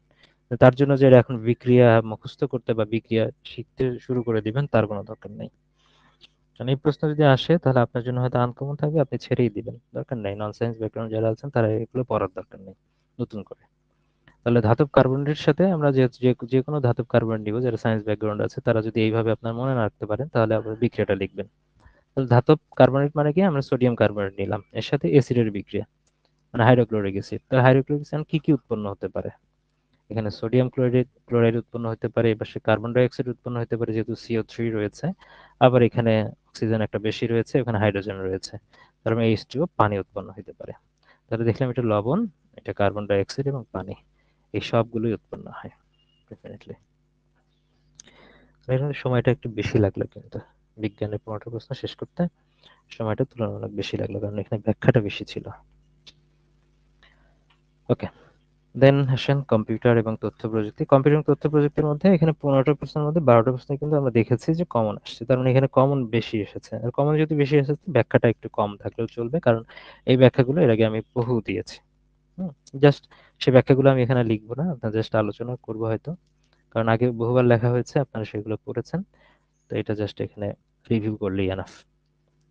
এবং ইভেন এই যে 12টা প্রশ্ন এসেছে, সবচেয়ে মজার ব্যাপার এখানেই যে 15টা প্রশ্নের মধ্যে 12টা প্রশ্ন কমন আসছে কম্পিউটারে, এবং 12টা প্রশ্ন কিন্তু প্রিভিয়াস সালের প্রশ্ন থেকে অ্যান্সার করা যায়। আরএসএ পদ্ধতি থেকে 12টাই কমন, কিন্তু এখান থেকে অ্যান্সার করা যায়। আবার মেইন কোর্স থেকেও কিন্তু 12টাই কমন, তার মানে এখানে মেইন কোর্সে যে পড়িয়েছি সেটা খুবই শর্ট, গুরুত্বপূর্ণ টপিকগুলো থেকে পড়িয়েছি। আবার সেগুলো কি বিগত সালের প্রশ্নের আলোকেই তো গুরুত্বপূর্ণ টপিকগুলো যাচাই করেছি, তাহলে বাছাই করে কিন্তু এগুলো পড়িয়েছি। তার মানে এখানে আরএসআই যেগুলো আছে, তার মানে আরএসআই এর আগে আমি কম্পিউটার এবং তথ্য প্রযুক্তি প্রস্তুতির ক্ষেত্রে আমি বহুবার বলেছি, জাস্ট বিগত প্রশ্নকে যে ফোকাস করে টপিক ধরে যদি আপনারা নিজেরাও পড়েন, প্রশ্ন কমন পাবেন। 15টার মধ্যে 10টা প্রশ্ন এমনি কমন পাবেন। কম্পিউটারের জন্য আসলে বড় বইগুলো যেগুলো আছে বাজারে, এগুলো আসলে পড়ার দরকার হয় না। যেটা আমি মেইন কোর্সে আপনাদের পড়িয়েছি, যতটুকু নোট করে দিয়েছি খুবই কম, অতটুকু বারবার পড়লে আপনারা, প্রশ্ন কঠিন হলেও তো 8টা কমন পাবেন ইজিলি। ইন জেনারেল মানে সহজ যেভাবে প্রশ্নগুলো হচ্ছে কম্পিউটারে, 10 থেকে 12 নম্বর কিন্তু এমনি আসবে। তাহলে আসেন, প্রথম প্রশ্ন এখানে কি বলা আছে যে উইন্ডোজ অপারেটিং সিস্টেম সম্পর্কিত নিচের কোন তথ্যটি সঠিক। আমরা অপারেটিং সিস্টেমের যে কিছু ক্লাসিফিকেশন পড়েছিলাম, যে কোনটা কোন ধরনের, কোনটা ওপেন সোর্স, কোনটা ক্লোজ সোর্স, কোনটা সিঙ্গেল টাস্কিং, কোনটা মাল্টি টাস্কিং, এগুলো সবই পড়েছিলাম। ঠিক আছে, তাহলে ওখান থেকে কিন্তু আমরা ইজিলি এটা আনসার করতে পারি। তো কোন তথ্যটি সঠিক? ডেফিনেটলি এটা multitasking Windows operating system. Definitely open source না। শতাধিকের ভিত্তিতে আমরা দুই ধরনের পড়েছিলাম, ওপেন সোর্স এবং ক্লোজ সোর্স, দুইটা পড়েছিলাম। তো এটা তো ওপেন সোর্স না, সবার জন্য উন্মুক্ত না, এটা ক্লোজ সোর্স। আচ্ছা, যেহেতু এটা আসলেই আপনারা এমনি ওপেন সোর্স আসলে কি কি পড়েছিলেন এর আগে? উইন্ডোজের কোনো কিছুই কি না ওপেন সোর্স না, সবই ক্লোজ সোর্স, প্রপ্রাইটারশিপ আছে এদের। তাহলে তাহলে ওপেন সোর্স কি কি আছে এর আগে আপনারা পড়েছেন? ইউনিক্স, লিনাক্স, তারপরে লিনাক্স বা আরেকটা আছে উবুন্টু। কমন এগুলাই, লিনাক্সটাই বেশি কমন। ঠিক আছে, পরীক্ষায় আসে। ওপেন সোলারিস এগুলো খুব কম আসে, বইয়ের মধ্যে আছে কিন্তু এগুলো খুব আসতে কম দেখা যায়, খুব কম আসে। নিচের কোনটি কম্পিউটার মেমোরি হিসেবে সবচেয়ে দ্রুততর, মানে দ্রুততর যেটা, এটা প্রিভিয়াস সাল থেকে ডিরেক্ট কমন। এটা আমরা জানি যে অস্থায়ী মেমোরি হলেও, রেজিস্টার অস্থায়ী মেমোরি হলেও এটাই কিন্তু সবচেয়ে ফাস্ট কাজ করে, কারণ অল্প সময়ের জন্য তথ্য জমাট রাখে এবং ওখান থেকে দ্রুত ডেলিভারি দিয়ে দেয়, সার্ভ করে ফেলে, তাহলে সবচেয়ে বেশি দ্রুততম। আমরা উপর থেকে নিচে যদি আসি তাহলে এইভাবে লিখতে পারি, আর এই ক্রমটা যদি মনে রাখেন তাহলে সব ক্ষেত্রেই আপনার এটা হেল্প হবে। রেজিস্টার, রেজিস্টারের পরে হলো ক্যাশ মেমোরি, তাহলে রেজিস্টারের পরেই কিন্তু এই ক্যাশ মেমোরিটাই কিন্তু তারপরে দ্রুততম। তারপরে যে আমরা র্যাম রমের কথা চিন্তা করি, র্যামই ডেফিনেটলি রোমের সাথে মানে পারবে না এটা। র্যাম, দেন হার্ড ডিস্ক ড্রাইভ বা সিডি, ওই পর্যন্ত যায় না সাধারণত। এই প্রথম তিনটাতে কম্পারিজন থেকে আসলে পরীক্ষায় প্রশ্ন আসবে। এগুলো তো সহায়ক মেমোরি, তো সহায়ক মেমোরির স্পিডটা খুব বেশি থাকবে না, সুপার ফাস্ট মেমোরি থাকবে না ডেফিনেটলি, ওগুলোর চেয়ে কম থাকবে। কিন্তু আবার এগুলো ধারণ ক্ষমতা বেশি ডেফিনেটলি, কারণ রেজিস্টারে খুব অল্প সংখ্যক ডাটা অল্প সময়ের জন্য এখানে সঞ্চিত থাকে, জাস্ট ডেলিভার করে দেয় এর কাজ। তাহলে নিচের দিকে বেশি হয় হলো ধারণ ক্ষমতা, এটা মনে রাখবেন। আর উপরের দিকে বেশি হয় হচ্ছে গতি। তারপর নিচ থেকে উপর দিকে গেলে গতি বাড়বে, আর উপর থেকে নিচ দিকে আসলে ধারণ ক্ষমতা বাড়বে, এই বিষয়টা। তাহলে ধারণ ক্ষমতা সবচেয়ে বেশি র্যামের, রেজিস্টারের চেয়ে, এটা যদি মনে রাখেন। গতি সবচেয়ে বেশি রেজিস্টারের, ডেফিনেটলি এইভাবে এটা কম্প্যারিজন করে কিন্তু অ্যান্সার করা যায় সবগুলো এইভাবে। তাহলে সবচেয়ে কোন মেমোরি হিসেবে সবচেয়ে দ্রুততম হচ্ছে এই রেজিস্টারটাই সবচেয়ে বেশি দ্রুততম।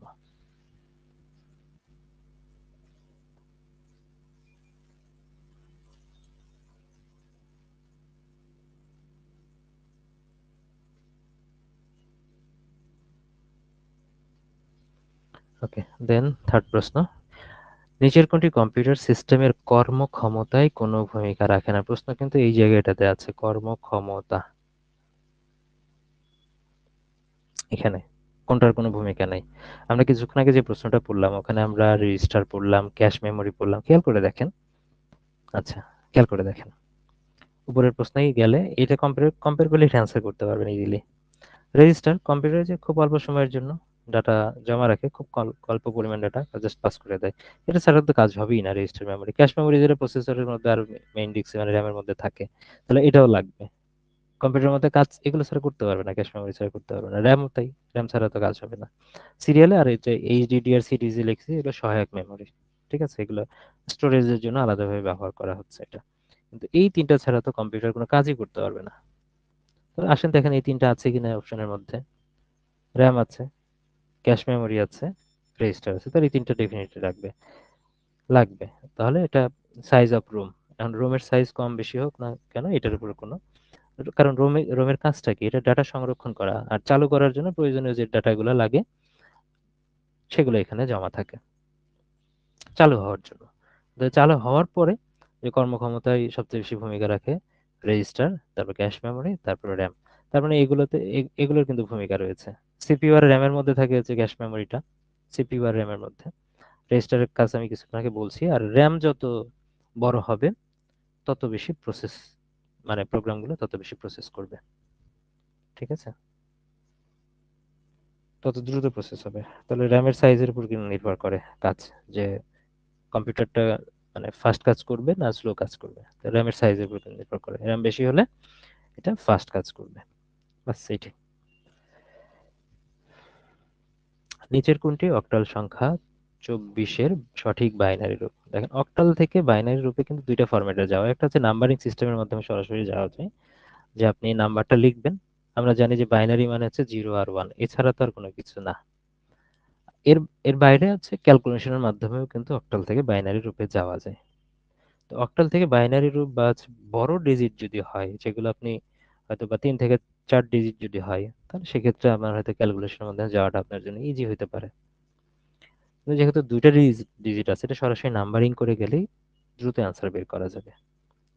এমনিতে আমরা কি জানি, আমরা যখন জিরো, যেহেতু 2 এবং 4 পর্যন্ত দেওয়া আছে, 2 এবং 4, তাহলে আর বেশি দূর যাওয়া লাগছে না। 0 1 2 3 4 আমরা এই পর্যন্ত যেতে পারি, যে এগুলো হচ্ছে সংখ্যা। আর অক্টাল মানে কি, 8। 2 পাওয়ার যদি 3 করি তাহলে 8 চলে আসে। আচ্ছা, এটার কথাটা আমি পরে বলছি। তাহলে 0 1 2 3 4 এর মধ্যেই তো আমরা পেয়ে যাচ্ছি, 2 এবং 4টা কিন্তু পেয়ে যাচ্ছি। তাহলে আমরা জিরোর বাইনারি নাম্বার 0, 1-এর বাইনারি নাম্বারও 1, 0 1-এর বাইরে যাবে না। আর এরপরেও কিন্তু যে টুর ক্ষেত্রে আমি কি লিখবো, টুর ক্ষেত্রে কি 2 লিখবো? লিখবো না। তারপরে ছোট থেকে মানে 0 1 দিয়ে এর পরের সংখ্যা, ছোট সংখ্যা কোনটা হয়? ডেফিনেটলি 10 হবে। এর পরের সংখ্যা ডেফিনেটলি 11 হবে। খেয়াল করে দেখেন, 20 তো আর লিখবেন না। তাহলে এর পরের ডেফিনিট বড় সংখ্যা কোনটা? 100।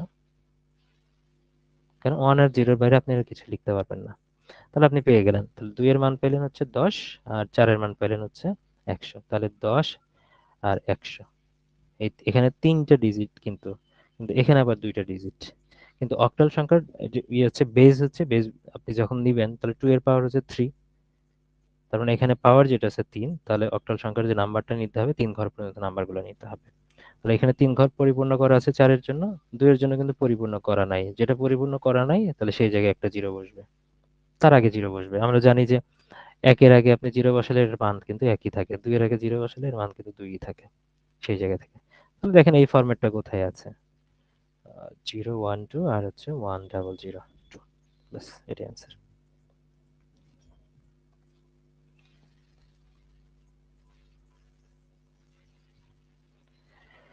দেন আসি, এই প্রশ্নটা খুবই সহজ। প্রশ্নের মধ্যে একদম মানে উদ্দীপকের মধ্যে অ্যান্সারটা দেওয়া আছে। একটি অপারেটিং সিস্টেম একজন ব্যক্তিকে বিভিন্ন সিম্বল, সিম্বল তো আর টেক্সট হয় না, এটা একটা চিত্রের মতো হয় তাই না, আইকন, কোন একটা আইকন দিল, এবং ভিজুয়াল মেটাফর আপনি দেখতে পাচ্ছেন, দেখে বোঝা যাচ্ছে, এর মাধ্যমে কম্পিউটারের সাথে সংযোগ স্থাপনে ভূমিকা পালন করে। এটা কোন শ্রেণীর কাজ? এটা command line, graphical user, block user, tab user. আমরা দুই ধরনের জানি, একটা কমান্ড লাইন ইন্টারফেস আছে আর একটা হচ্ছে গ্রাফিক্যাল। বাট কমান্ড লাইন মানে কি, টেক্সট ভিত্তিক যেটা ইন্টারফেস সেটাকে বলা হচ্ছে কমান্ড লাইন। টেক্সট দিয়ে কমান্ড করে দিতে হচ্ছে, কমান্ড লাইন ইন্টারফেস। তো ওইটা শুধু টেক্সট থাকবে, তো ওখানে কোনো সিম্বল, আইকন বা ভিজুয়াল কোনো প্রেজেন্টেশন থাকবে না। আমরা জানি যে গ্রাফিক্স, তো গ্রাফিক্সটাই তো আসলে ভিজুয়াল প্রেজেন্টেশন, তো ওই জায়গা থেকে আসছে গ্রাফিক্যাল ইউজার ইন্টারফেস। এবং এটা খেয়াল রাখবেন, এগুলো কিন্তু শর্ট ফর্মটা পড়বেন, CLI একটা, তারপরে GUI। এই গুইটাই সবচেয়ে বেশি ইম্পর্টেন্ট, যে গুইয়ের পুনরূপটা কি, গ্রাফিক্যাল ইউজার ইন্টারফেস।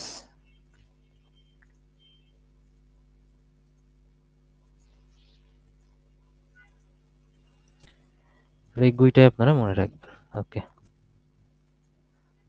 তারপরে এগুলো আসলে এটার সাথে সঙ্গতিপূর্ণ না।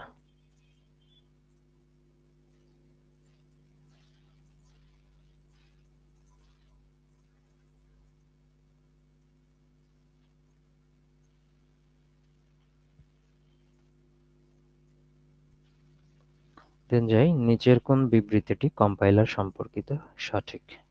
এই যে অনুবাদকগুলো আছে, ট্রান্সলেটর কি কি আছে আমরা জানি, অ্যাসেম্বলার, কম্পাইলার আর হচ্ছে ইন্টারপ্রেটার, এই তিনটা আছে। তো তার মধ্যে অ্যাসেম্বলার জানি, আমরা জানি যে অ্যাসেম্বলি ভাষায়, মেশিন ভাষাকে অ্যাসেম্বলি ভাষায় রূপান্তর করছে। তো সেটা অ্যাসেম্বলার মানে হচ্ছে অ্যাসেম্বলি ভাষায় রূপান্তর, তো ওইটা এখানে আসবে না। এর বাইরে যে এর কম্পিটিটর আছে আর দুইটা, কে কে আছে, এটা হচ্ছে কম্পাইলার আর হচ্ছে ইন্টারপ্রেটার। তাহলে কম্পাইলার ইন্টারপ্রেটার যদি আমরা একটু পড়ার চেষ্টা করি, এটা পার্থক্য আকারে পড়তে হয়। আমি মেইন ক্লাসে আপনাদের পার্থক্য আকারে পড়েছি, কারণ এটা রিটেন এবং প্রিলিত দুইটাতেই কাজে লাগে। তো সেভাবেই কিন্তু কম্পিউটার লেকচার তো মূলত আমি সেভাবেই দিয়েছি, এমনভাবে দিয়েছি যে প্রিলি রিটেন দুইটাই কভার করবে কোনোভাবেই। যে কোনো একটা প্রস্তুতি নিলেই দুইটা প্রস্তুতি হয়ে যাচ্ছে সেটার ক্ষেত্রে। তাহলে কম্পাইলার আর একটা হচ্ছে ইন্টারপ্রেটার।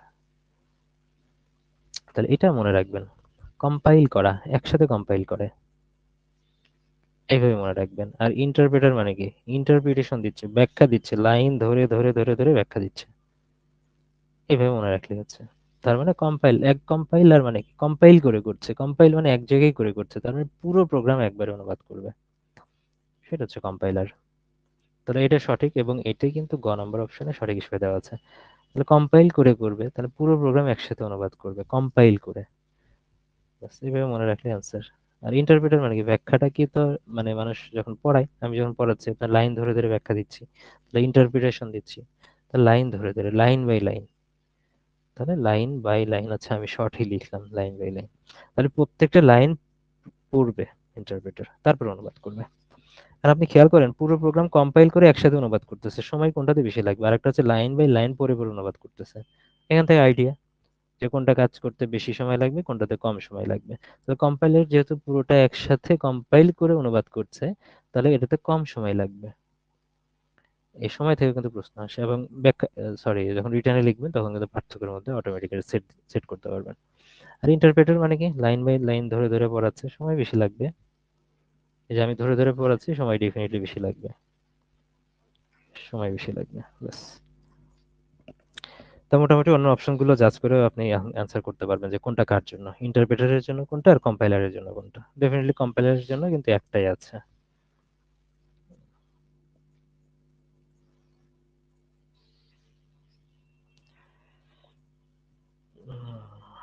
ওকে,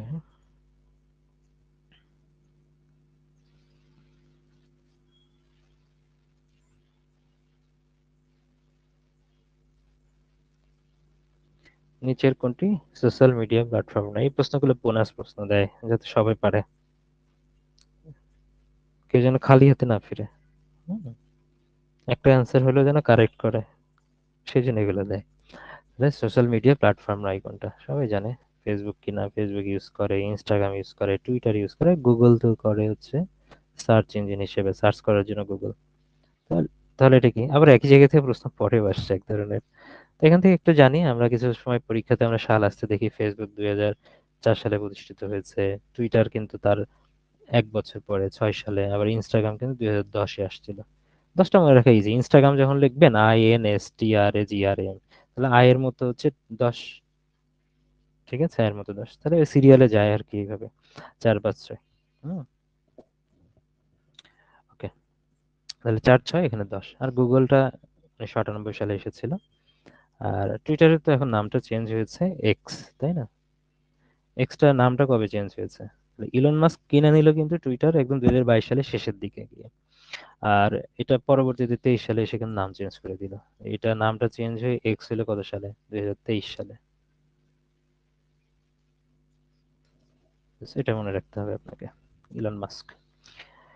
দেন আসি, সেলুলার ডেটা নেটওয়ার্কের ক্ষেত্রে জিপিআরএস বলতে কি বোঝায়? প্রশ্ন এর আগে বহুবার করানো হয়েছে, এর পূর্ণরূপটা আসলে জানতে চেয়েছেন। জিপিআরএস সেলুলার ডেটা নেটওয়ার্ক অর্থাৎ মোবাইল ফোন প্রযুক্তি, মোবাইলের ডেটা প্রযুক্তি যেটা আছে একই বিষয়। এই মোবাইল ফোন প্রযুক্তি কিন্তু আছে দুই ধরনের, দুইটা প্রযুক্তি আমরা আছে জানি। কি কি প্রযুক্তি আছে? একটা প্রযুক্তি পড়েছিলাম আমরা, জিএসএম প্রযুক্তি, জাস্ট রিভিউ করাচ্ছে আপনাদের, এর আগে এগুলো পড়িয়েছি, প্রশ্ন সলভের ক্ষেত্রে আপনারা ফেস করেছেন এগুলো। জিএসএম প্রযুক্তি আর একটা সিডিএমএ প্রযুক্তি। জিএসএম কি প্রযুক্তি? Global system for mobile communication. Global system আর মোবাইল, এই তিনটা কিন্তু এর মধ্যে আছে। তাহলে এখানে global system for mobile communication, আর সিডিএমএ হচ্ছে কোড ডিভিশন মাল্টিপল অ্যাক্সেস। এই দুইটা প্রযুক্তি, এই দুইটা প্রযুক্তির মধ্যে এই যে আপনারা প্রশ্নে যেটা পড়লেন, জিপিআরএস বলতে কি বোঝায়? এই জিপিআরএসটা কিন্তু আবার কাজ করে জিএসএম এর আন্ডারে, অর্থাৎ জিএসএম প্রযুক্তির মধ্যেই এই জেনারেল প্যাকেট রেডিও সার্ভিসটা কাজ করে কমিউনিকেশনের জন্য। রেডিও সার্ভিস, এখানে কিন্তু আরেকটা প্রশ্ন এখান থেকে কিন্তু আপনি অ্যান্সার করতে পারবেন, এখানে কিন্তু রেডিওর কথা বলা আছে। তাহলে এখানে কোন নেটওয়ার্ক বা কোন তরঙ্গটা ব্যবহার করা হয়? এইভাবে প্রশ্ন আসতে পারে। রেডিও তরঙ্গ ব্যবহার করা হয়, রেডিও তরঙ্গ। এই প্রযুক্তির ক্ষেত্রে কোন তরঙ্গ ব্যবহার করা হচ্ছে? রেডিও তরঙ্গ আসতে পারে। তাহলে জেনারেল প্যাকেট রেডিও সার্ভিস, তাহলে এটা হচ্ছে ঘ নম্বর, এটা দেওয়া আছে। তাহলে এর আন্ডারে হচ্ছে জিপিআরএস। বাস। আরো বিস্তারিত মেইন ক্লাসে আপনাদের পড়িয়েছি, পার্থক্য আকারে পড়িয়েছি সব করে দিয়ে। দেন আসেন, বাইরের আক্রমণ থেকে প্রাইভেট নেটওয়ার্ক রক্ষার্থে নিচের কোনটি ব্যবহৃত হয়? প্রশ্ন বহুবার এসেছে। প্রাইভেট নেটওয়ার্ক রক্ষা করার জন্য আসলে ফায়ারওয়াল ব্যবহার করা হয়। এই প্রশ্নটা এর আগে এভাবে এসেছিল যে আনঅথরাইজড অ্যাক্সেস প্রিভেন্ট করার জন্য কোনটা ব্যবহার করা হয়? আনঅথরাইজড অ্যাক্সেস প্রিভেন্ট করার জন্য ফায়ারওয়াল ব্যবহার করা হয়। আমরা জানি কিছু অ্যান্টিভাইরাস আছে যেগুলো ফায়ারওয়াল প্রোটেকশনও দেয়। হ্যাঁ, কাসপারস্কি,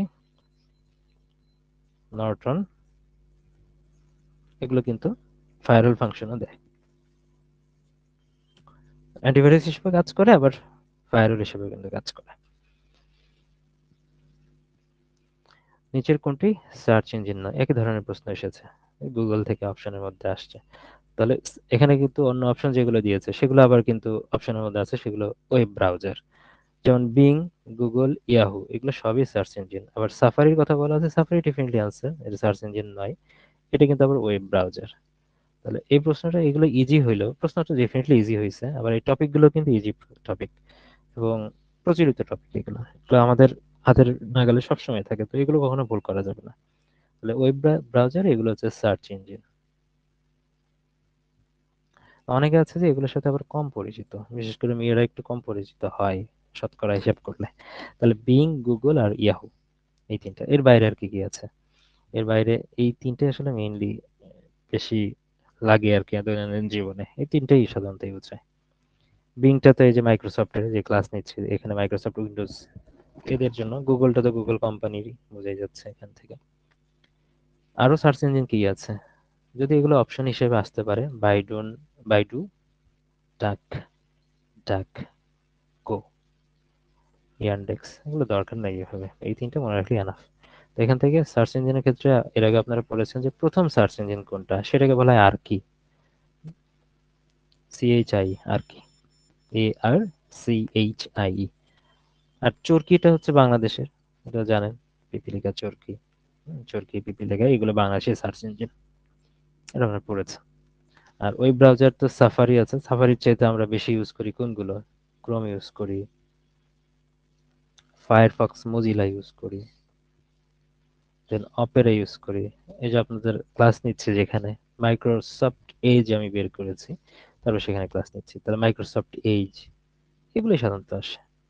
এর বাইরে আরো আছে, ফোনে অনেকগুলো ওয়েব ব্রাউজার আপনার ইউজ করেন অনেকেই, ম্যাক্সটন এগুলো আছে, তো এগুলো থেকে কিন্তু আসতে পারে। গুরুত্বপূর্ণ টপিক যে কোনোটা আসতে পারে এখান থেকে। তো আসলে ইন্টারনেট জগতে হাইপার লিঙ্কড ডকুমেন্টগুলোর কালেকশনকে কি বলা হয়? লিঙ্কড এই কথাটা এখানে বলা আছে। এখানে অপশন দেখে আপনারা মানে এমনি মানে বের করতে পারবেন। ইমেইলটা তো এই ধরনের কোনোটা হবে না। আপনারা যদি এটা এলিমিনেশন মেথডেও যান, আনসার বের করতে পারবেন। এইচটিএমএল মানে কি আপনারা বলছেন? Hyper text markup language. এটা তো ওয়েব পেজ ডিজাইনের জন্য ব্যবহার করা হয়, ওয়েব পেজ ডিজাইন করার জন্য। হাইপার টেক্সট মার্কআপ ল্যাঙ্গুয়েজ, তাহলে ওয়েব পেজ তৈরিতে এটা হেল্প করে। তাহলে ওয়েব পেজ তৈরিতে যেতে বলা আছে এখানে, এর সাথে কোনো সম্পর্ক নাই। ইন্টারনেট জগতে hyper linked document, hyper linked internet জগৎ বলা আছে। আর সবকিছুর ক্ষেত্রে আমরা কি লাগাই? এটা ছাড়া কোনো কিছু ইনফরমেশন আপনারা পান www ডট, সবকিছু কিন্তু এটার সাথে কিন্তু কানেক্টেড। ওয়ার্ল্ড ওয়াইড ওয়েবের সাথে সব কানেক্টেড। ইন্টারনেট জগৎ মানে হচ্ছে ওয়ার্ল্ড ওয়াইড ওয়েব, পৃথিবী জুড়ে ওয়েব। তার মানে পৃথিবী জুড়ে যে জাল বিস্তার করে আছে সেটাই ইন্টারনেট। তাহলে হাইপারলিংক ডকুমেন্টের যে টোটাল কালেকশন সেটা হচ্ছে ওয়ার্ল্ড ওয়াইড ওয়েব। বাস, এটা আপনার ভুল করার কথা না, আর কখনো ভুলেও যাবেন না। এখন যে এখানে যে ভাষাগত পরিবর্তন থাকে কোনো সময়, এইভাবে চিন্তা করে আনসারগুলো করবেন, এর পরবর্তী যদি এখান থেকে আবার প্রশ্ন আসে। তাহলে একটু ধারণা আবার একটু দেই যে ওয়ার্ল্ড ওয়াইড ওয়েবের জনকটাকে। Tim Berners Lee. Tim Berners Lee. সালটা ওইভাবে দরকার নেই, এমনি আপনি লিখে রাখবেন, পড়তে যাবেন না কখনো, সাথে থাকবে, সাথে নিয়ে ঘুরবেন। কোনো সময় যদি পরীক্ষায় আসে তখন মনে পড়বে যে এই সালটা মনে হয় সাথে দেখেছিলাম, তখন অ্যান্সার করতে পারবেন, কিন্তু এমনি পড়ার দরকার নেই। টিম বার্নার্সলি কোথায় এটা করেছিলেন? সুইজারল্যান্ডে ডেফিনেটলি। সুইজারল্যান্ডের জেনেভায় তাকে জনক বলা হচ্ছে। ডাব্লিউডাব্লিউ এর দেন আসেন গ্রাহকের চাহিদা অনুযায়ী, এটা একটা গুরুত্ব মানে কমন প্রশ্ন। চাহিদা অনুযায়ী ইউটিলিটি ভিত্তিক কম্পিউটিং পরিষেবা প্রদানের জন্য কোন প্রযুক্তিটি ডিস্ট্রিবিউটেড কম্পিউটিং এর একটা দৃষ্টান্ত?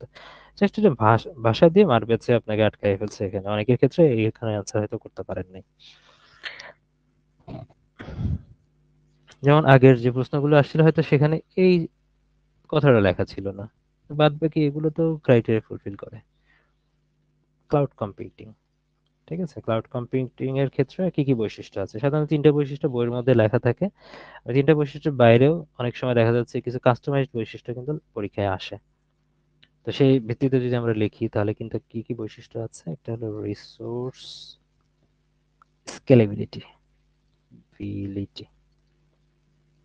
দেন অন ডিমান্ড, যেটা বলা আছে চাহিদা অনুযায়ী, চাহিদা মাত্রই আর বাহককে দিতে বাধ্য থাকি, ব্যাপারটা এরকম। তাহলে অন ডিমান্ডের সাথে আরেকটা জিনিস লিখবেন, অন ডিমান্ড তো আছেই, প্লাস দিয়ে লিখবেন এর সাথে রিমোট অ্যাক্সেস।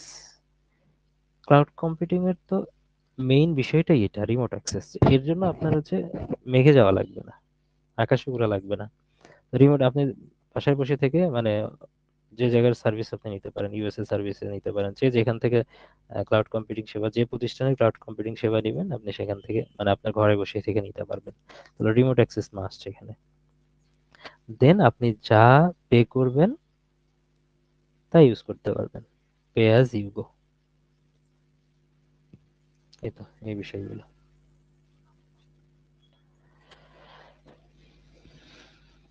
নিচের কোন নেটওয়ার্কে সবচেয়ে বেশি জায়গায় ব্যাপ্তি হয়? এটা নিয়ে একদম বিশদ আলোচনা হয়েছে, বহুবার আলোচনা হয়েছে প্রশ্ন সলভ করতে গিয়ে। আপনার আগের প্রশ্ন সলভ করলে এতদিন এটা আর মুখস্থ হয়ে যাওয়ার কথা, এবং তো কোনো প্রশ্ন আসলে সেটা কখনোই ভুল করার কথা না, আই গেস। তারপরে জাস্ট একটা ফুল ফর্ম আমি বলি। লোকাল এরিয়া নেটওয়ার্ক বলা আছে LAN, wide area network one, metropolitan area network man, personal area network pan. Personal, তারপরে লোকাল, তারপরে ম্যান, তারপরে হচ্ছে ওয়ান। সিরিয়ালে তো এইভাবেই যায়, ছোট থেকে বড়র দিকে যাচ্ছে। তাহলে এখানে যেহেতু বলা আছে নেটওয়ার্কের সবচেয়ে বেশি ব্যাপ্তি কোনটা, ওয়াইড এরিয়া নেটওয়ার্ক, সবচেয়ে বেশি বিস্তৃত, পুরো পৃথিবীতে বিস্তৃত যেটা, সেটা কিনা ইন্টারনেট। মানে ওয়ানের একটা বড় উদাহরণ হচ্ছে ইন্টারনেট, ঠিক আছে। আর ম্যানের ক্ষেত্রে মেট্রোপলিটন এরিয়াতে কি কি কানেকশন থাকে? টেলিফোন লাইনের কানেকশন থাকে, আমরা জানি, টেলিফোন, টিভি, হ্যাঁ। তারপর এগুলো কাজ করতে গিয়ে কিন্তু মডেম কানেকশন দেয়, তাহলে মডেমের মধ্যেও কিন্তু ম্যান কাজ করে, মাইক্রোওয়েভের মধ্যেও ম্যান কাজ করে। ওকে, তাহলে এগুলো আছে। আর ল্যান তো লোকাল এরিয়া নেটওয়ার্ক, নির্দিষ্ট এরিয়ার মধ্যে 1 কিলোমিটারের কম সেখানে কাজ করে। এগুলো আগেও আলোচনা হয়েছে, জাস্ট সামারি করছি।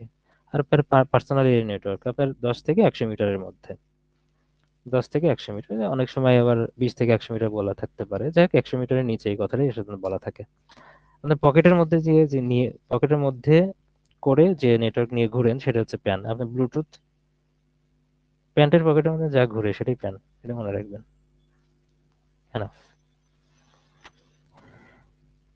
ওকে, পরেরটাতে যাই। নিচের কোন প্রযুক্তি ফেস রিকগনিশন সিস্টেমে ব্যবহার করা হয়? Definitely AI, artificial intelligence. অ্যাপের দিয়ে ভয় পাওয়ার দরকার নেই, এআইটা এখানে বলা আছে মানে এআই, ঠিক আছে। আর্টিফিশিয়াল ইন্টেলিজেন্ট, ওর আগে যা যা থাকে এগুলো বদার করবেন না। নেটওয়ার্ক ট্রান্সমিশন রেট বোঝাতে এমবিপিএস এর পূর্ণরূপ কি? এমবিপিএস কিন্তু দুই ধরনের ফরম্যাটে লেখা যাচ্ছে, একটা হচ্ছে স্মল বি আর একটা হচ্ছে ক্যাপিটাল বি। অ্যান্সার করার ক্ষেত্রে কিন্তু এটা খেয়াল রাখতে হবে, স্মল বি দিয়ে কি হচ্ছে মেগা বিট একটা, আর একটা হচ্ছে মেগা বাইট। যেটা স্মল সেটা হচ্ছে বিআইটি, ছোট ইউনিট বিট, তাহলে মেগা বিটস পার সেকেন্ড।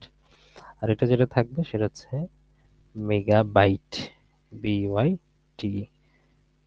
তাহলে এখানে বিটটা হচ্ছে 3টা অক্ষর ছোট, এটা বড় অক্ষর, বড় অক্ষর না, এখানে 4টা, বিট 3টা, বাইট 4টা, তাহলে বড় সাথে বড়, ছোটের সাথে ছোট, এইভাবে মনে রাখবেন। আপনি যদি মনে করেন এস আছে, হ্যাঁ এস তো দুইটাই, এটা প্লুরালের কারণে এস হয়েছে, এর ছাড়া কিছু না। মূল শব্দ তো বিট আর বাইট, ছোটটার সাথে ছোট, বড়টার সাথে বড়, এইভাবে মনে রাখা যায়। তাহলে এখানে আমরা দেখলাম মোটামুটি সাধারণ বিজ্ঞান এবং কম্পিউটারে শেষ করেছি। আর আর 10টা প্রশ্ন আমরা পড়বো, সেটা হচ্ছে ভূগোল থেকে 10টা প্রশ্ন পড়ে আজকে ক্লাসটা শেষ করে দিব। তারপরে বাদ থাকবে গাণিতিক যুক্তি, মানসিক দক্ষতা আর নৈতিকতা, মূল্যবোধ এবং সুশাসন, এটা নেক্সট ক্লাসে আমি পড়াবো, ঠিক আছে। তাহলে ভূগোলও কিন্তু আবার এখানে সহজ প্রশ্নই ছিল কিছু, দেখা গেল যে 8টা প্রশ্ন কিন্তু ছিল, 10টা প্রশ্নের মধ্যে থেকে কিন্তু 8টা প্রশ্নই কমন ছিল টোটাল আমাদের কোর্স থেকে। কিন্তু আরএসসি থেকে আবার 4টা ছিল। কারণ বিগত প্রশ্ন থেকে যে সব প্রশ্ন হয়েছে এমন না, 10টার মধ্যে 4টা প্রশ্ন বিগত প্রশ্ন থেকে আনসার করা যায়। তো মেইন কোর্সে যে আমি পড়িয়েছি সেখান থেকে কিন্তু 8টা প্রশ্ন, 10টার মধ্যে কিন্তু 8টা প্রশ্ন আনসার করা গেছে। ওকে, তারপর আসেন প্রথম প্রশ্ন ভূগোলের, যে হিলি স্থল বন্দরটি বাংলাদেশের কোথায় অবস্থিত? হিলি দিনাজপুরে অবস্থিত, কিন্তু এখানে এক্সাক্ট অ্যান্সার না জানলে অ্যান্সার করতে পারবেন না। তিনটাই দিনাজপুর বলা আছে, হ্যাঁ দিনাজপুরের এক্সাক্ট কোন জায়গাটাতে? হাকিমপুর, দিনাজপুর। এটা অনেকেই হয়তো দাগান নাই, যারা কিনা দিনাজপুরের লোকাল না বা যারা ওই জায়গাটাতে যান নাই তারা দাগানোর কথা না। এমনি হিলি আসলে সবাই চোখ বন্ধ করে দিনাজপুর দাগাইতে পারতেন, কিন্তু এখানে দিনাজপুর শুধু বলা নাই, দিনাজপুরের আবার একটা নির্দিষ্ট জায়গার কথা বলেছে, গোড়াঘাটে না বিরামপুরে না হাকিমপুরে। তো এটা আনসার হচ্ছে হাকিমপুরে। আর হিলি স্থল বন্দর, এটা ডেফিনেটলি স্থল বন্দর। আহ, এর অপর পাশে আছে ভারত, ইন্ডিয়া আছে। তাহলে ইন্ডিয়ার কোন জায়গাটা অবস্থিত ওখানে? বিহার, অথবা আপনি পশ্চিমবঙ্গের সাথে যুক্ত এখানে, কিন্তু মূলত বিহারটাই আসলে পরীক্ষায় আসলে আসতে পারে। বিহার প্লাস পশ্চিমবঙ্গের কথাটা মনে রাখবেন এখানে, ম্যাপে দেখলে বোঝা যাবে। তাতে ম্যাপ যখন পড়িয়েছে মেইন ক্লাসে, তাহলে মেইন ক্লাসে কিন্তু ম্যাপের সাথে কিন্তু এই দিনাজপুর বা ওই সাইডটা, উত্তরবঙ্গের এই সাইডটা কিন্তু উত্তরের সাথে কিন্তু আবার পশ্চিমবঙ্গের কিন্তু কানেকশন আছে, আমরা জানি। তাহলে স্থলবন্দর কি এখানেই শেষ করব? আমার কিছু কিছু স্থলবন্দর আছে, নাম শুনে আপনার কিন্তু জায়গাটা আপনি বুঝতে পারবেন যে এই স্থলবন্দরটা ওই জায়গাটাতেই অবস্থিত। আবার কিছু কিছু স্থলবন্দর নাম শুনে বুঝতে পারবেন না, যদি আপনার না পড়া থাকে বা না যাওয়া থাকে ওখানে, তাহলে কিন্তু অ্যান্সার করতে পারবেন না। তো এরকম যেগুলো আছে গুরুত্বপূর্ণ সেগুলো একটু রিভিউ করাই, যেহেতু এর আগে আমি এটা এইভাবে পড়াই নেই, মানে প্রবলেম, মানে প্রশ্নের ক্ষেত্রে এটা খুব বেশি মনে হয় না ফেস করেছি। একবার হয়তো বা একবার বা দুইবার এরকম করা হয়েছে। যাই হোক, তো সবচেয়ে মানে প্রধান এবং বৃহত্তম যেটা স্থলবন্দর সেটা হচ্ছে বেনাপোল। তাহলে বেনাপোলটা কোথায়? যশোর। যশোরের বেনাপোলেতেই অবস্থিত বেনাপোল। তো এটার জন্য আবার হাকিমপুর দিনাজপুরের মতো আর জায়গার নাম জানা লাগবে না। দেন তামাবিল। তামাবিল স্থলবন্দরটা সিলেটে অবস্থিত, সিলেটের কোথায়? এটা আবার স্পেসিফিক আলাদা জায়গার নাম আছে, গোয়াইনহাটে। যারা গেছেন গোয়াইনহাটে বেড়াইতে তারা কিন্তু এটা অ্যান্সার করতে পারবেন হয়তো। গয়নাট, সিলেট, তামাবিল। বুড়িমারি, হ্যাঁ বুড়িমারি নাম শুনে অ্যান্সার করতে পারবেন লালমনিরহাট, কিন্তু লালমনিরহাটের কোথায়? পাটগ্রাম, লালমনি। যেহেতু প্রশ্নটা আমরা এই গাইডলাইনেই পড়ছি, আনসারগুলো ব্যাখ্যাগুলো, তাহলে এই গাইডলাইনে যেভাবে দেওয়া আছে আমি সেভাবে পড়ার চেষ্টা করব। নাকুগাঁও স্থলবন্দরটা কোথায় অবস্থিত? নালিতাবাড়ি, শেরপুর। ভোমরা স্থলবন্দর কোথায় অবস্থিত? ভোমরা সাতক্ষীরাতে অবস্থিত। যেগুলোর ক্ষেত্রে আমি অন্য কিছু লিখি নাই, সাতক্ষীরা যশোর, তার মানে ওটা বেনাপোলটা বেনাপোল নামক জায়গাটা দিয়ে অবস্থিত, আর ভোমরাটা সাতক্ষীরার ভোমরাতেই অবস্থিত। এইভাবে মনে রাখবেন। আর একটা লেখা যায় সেটা হচ্ছে সোনাহাট। সোনাহাটটা কুড়িগ্রামে, তবে কুড়িগ্রামের ভুরুঙ্গামারীতে। ভুরুঙ্গামারী, কুড়িগ্রাম। এগুলো অন্যান্য গুরুত্বপূর্ণ স্থলবন্দর। সামনে প্রশ্ন হইলে এখান থেকে দেখবেন যে প্রশ্ন কমন এসেছে। এনাফ। দেন আসেন, ঢাকা থেকে পূর্ব দিকে অবস্থিত কোন স্থানের সাথে দ্রাঘিমার পার্থক্য 42 ডিগ্রি। ঢাকার সাথে সময় যদি মধ্যাহ্ন হয় বা দুপুর 12টা হয়, তাহলে ওই স্থানের সময় কত? এর ম্যাপ দিয়ে আমরা পড়িয়েছিলাম। ম্যাপের আমরা জানি যে এদিকে উত্তর হয়, নিচের দিকে দক্ষিণ, ডান পাশে হলো পূর্ব, এই বাম পাশে হচ্ছে পশ্চিম, এইভাবে যায়। আমরা জানি যে প্রত্যেক ডিগ্রির জন্য সময়ের পার্থক্য হয় কয় মিনিট করে, এখান থেকে 4 মিনিট করে। প্রত্যেক ডিগ্রির জন্য সময়ের পার্থক্য 4 মিনিট করে। তাহলে 45 ডিগ্রির জন্য 4 মিনিট যদি ধরা হয়, এখানে 0, 4 4 16, 180 মিনিট। 180 মিনিট মানে কি 3 ঘন্টার সময় পার্থক্য হবে।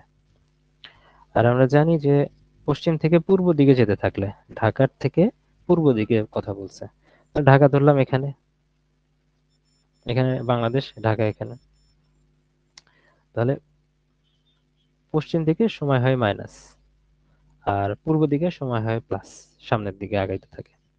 তাহলে পশ্চিম থেকে পূর্ব দিকে গেলে সময় প্লাস হতে থাকে, যোগ হইতে থাকে। তাহলে 3 ঘন্টা সময় যোগ করতে হবে। তাহলে ঢাকায় যদি এখন 12টা বাজে, তাহলে এখানে 3 ঘন্টা সময় যোগ করলে হচ্ছে এখানে 3টা বাজবে, 3 PM, বিকাল 3টা বাজে। ব্যাস, এটাই আনসার। আবার পিছিয়ে পশ্চিমের দিকে আসলে তো মাইনাস হইতো এখানে। এটা কিন্তু খুবই গুরুত্বপূর্ণ টেকনিক্যাল প্রশ্ন, এটা কিন্তু আমি পড়িয়েছিলাম ক্লাসে, আমাদের ডিরেক্ট প্রশ্ন এসেছে, মেইন ক্লাসে পড়িয়েছিলাম। এখানে কিন্তু একটা কথা এখানে বলা আছে, বিসিএস প্রিলি মেইন কোর্সের লেকচার থেকে, আমি লেকচারের মধ্যে এটা পড়িয়েছিলাম। কোন দুইটি প্লেটের সংযোগস্থল বরাবর মাউন্ট এভারেস্ট অবস্থিত? প্লেটের সংযোগস্থল, প্লেট মানে কি খাওয়া দাওয়ার প্লেট, যে খাওয়া দাওয়ার প্লেট ভেঙে গেলে কিছু একটা হইলো, এরকম কিছু না কিন্তু। তাহলে টেকটনিক প্লেটের কথা বলা আছে। মূল ক্লাসে টেকটনিক প্লেটের কথা কিন্তু আলোচনা করেছিলাম। তো মহাবিশ্বের যখন সম্প্রসারণ প্রসারণের ক্ষেত্রে মানে অনেকগুলো কিন্তু প্লেটে বিভাজিত হয়েছে। এন্ড প্লেটগুলো নড়াচড়া করে অল টাইম। নড়াচড়া করতে গিয়ে দেখা যাচ্ছে কিছু সময় প্লেটের সংঘর্ষের কারণে উঁচু হচ্ছে আবার নিচু হচ্ছে, উঁচু হচ্ছে নিচু হচ্ছে।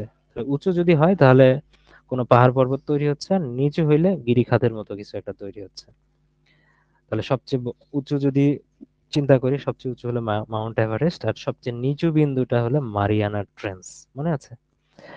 তাহলে দেখেন, তাহলে উঁচুটাও কিন্তু এই যে টেকটনিক প্লেট আছে, এই টেকটনিক প্লেটের সংযোগের কারণেই কিন্তু মানে উঁচু হয়েছে এই জায়গাটাতে। আর টেকটনিক প্লেটগুলো সরে যাওয়ার কারণে সেই জায়গায় কিন্তু নিচু হয়েছে, গর্ত হয়েছে। তাহলে গর্তটা এতটাই গর্ত, মারিয়ানা ট্রেন্সের কথা ভাবেন, পৃথিবীর সবচেয়ে গভীরতম স্থান মারিয়ানা ট্রেন্স। তাহলে এটাও কিন্তু কোনো না কোনো প্লেটের কারণে কিন্তু হয়েছে। তাহলে এই টেকটনিক প্লেট কয়টা রয়েছে? আসেন আমরা সিরিয়ালে যাই। ইন্ডিয়ান, আমি যেহেতু ইন্ডিয়ান প্লেটের মধ্যেই আছি, তো ডেফিনেটলি এটাই আমরা পড়বো। ইন্ডিয়ান। দেন ইউরেশিয়ান। ইউরেশিয়ানটা আমি 3 নম্বরে লিখতে পারতাম, কিন্তু মাঝখানে রেখেছি একটা বিশেষ কারণে।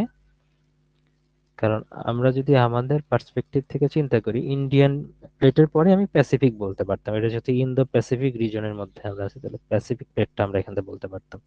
ইউরেশিয়ানটা তো একটু পরে, আমাদের থেকে একটু দূরে যাচ্ছে ইউরেশিয়ান প্লেটটা। ওকে, তারপরে এটা আমি লিখেছি। প্যাসিফিকের পরে যদি আমরা চিন্তা করি, অস্ট্রেলিয়াটা আমাদের এই সাইডেই পড়ছে, তাহলে অস্ট্রেলিয়ান প্লেট, অস্ট্রেলিয়ান আছে। দেন আরেকটা মহাদেশ আছে, আফ্রিকান প্লেট। মানে এটা আপনি প্লেটটা ধরবেন কি, আমরা জানি এই যে মহাদেশ যে ভাগ হয়েছে, পৃথিবী তো এইভাবে ভাগ হয়েছে না? তাহলে এই যে প্লেটগুলো ভাগ হয়েছে কিন্তু প্লেটগুলো ভাগ হয়ে কিন্তু একটা একটা মহাদেশ কিন্তু তৈরি করেছে, এবং মহাদেশের মধ্যে আবার ওই প্লেটগুলোর সংযোগস্থলে বড় বড় পাহাড় তৈরি হয়েছে।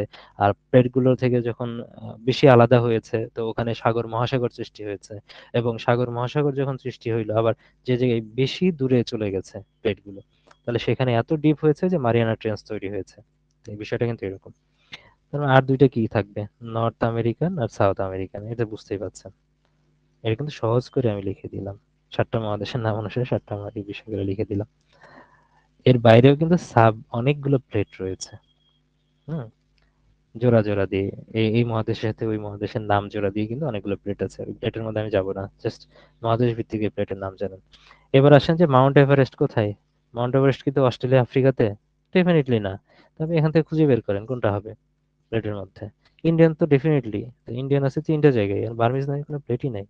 তাহলে ইন্ডিয়া আর ইউরেশিয়া, তাহলে এই দুইটার মধ্যে আছে। তাহলে দুইটা প্লেটের সংযোগস্থলে কিন্তু পাহাড় পর্বত হইতে হবে, তাহলে দুইটা ডেফিনেটলি লাগবে। তাহলে ইন্ডিয়ান আর ইউরেশিয়ান, এটার সংযোগস্থল হচ্ছে মাউন্ট এভারেস্ট, খেয়াল করেন ভালো করে।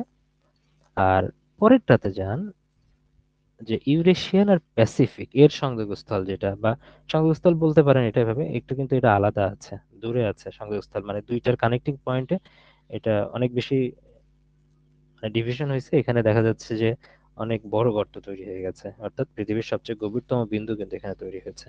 অর্থাৎ এই জায়গাটাতে মারিয়ানা ট্রেঞ্চ রয়েছে, মারিয়ানা ট্রেঞ্চ। তাহলে এটা আসতে পারে যে মারিয়ানা ট্রেঞ্চ কোন দুইটা প্লেটের সংযোগস্থলে অবস্থিত। তাহলে ইউরেশিয়ান এবং প্যাসিফিক প্লেটের সংযোগস্থলে। তাহলে প্রথমটা এইটা, পরেরটা এইটা, তার মানে 1+2, আর পরেরটা হচ্ছে 2+3, বাদ বাকিগুলো এমনি জেনে রাখবেন। এই সবচেয়ে বেশি গুরুত্বপূর্ণ ছিল, এটা এই জন্য আলোচনা করলাম। মারিয়ানা ট্রেঞ্চ তো ডেফিনেটলি গুরুত্বপূর্ণ, যেহেতু এটা আসছে তাহলে এটার ব্যাকগ্রাউন্ডে এই তথ্যটাও জানতে হয় আমাদের।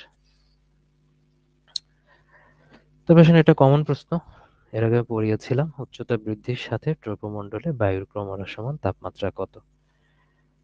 ক্রমহ্রাসমান তাপমাত্রা, উচ্চতা বাড়ে আর বায়ুর তাপমাত্রা হ্রাস পায়, যত উপরে উঠবেন তত তাপমাত্রা হ্রাস পাবে। এই যে তাপমাত্রা হ্রাস পাওয়ার যে রেটটা, এটাকে বলা হয় ল্যাপস রেট। ল্যাপস রেট বলা হয় হ্রাসমান তাপমাত্রা, ক্রমহ্রাসমান তাপমাত্রার যে রেটটা, কি হারে হ্রাস পায়, সেটাকে বলা হচ্ছে ল্যাপস রেট। তাহলে আমরা তো ডেফিনেটলি জানি যে ট্রপোমণ্ডলটা হচ্ছে বায়ুমণ্ডলের প্রথম স্তর। এই যে আমরা যে আসমানের মধ্যে আমরা যেখানে আছি, হাত পা নাড়ালে যে মণ্ডলের মধ্যে আমরা আছি, সেটাই হচ্ছে ট্রপোমণ্ডল। তো এটা কিন্তু সর্বোচ্চ বিস্তৃত হচ্ছে 10 কিলোমিটার, আপনারা জানেন। তার উপরে অন্যান্য স্তরগুলো রয়েছে। বায়ুমণ্ডলের প্রত্যেকটা স্তর সম্পর্কে আমরা এর আগে পড়েছি, তো ওইটা নিয়ে আমি ডিটেলস আলোচনায় আর গেলাম না। তাই এটার অ্যান্সার হলো 6.5 সেলসিয়াস/কিলোমিটার।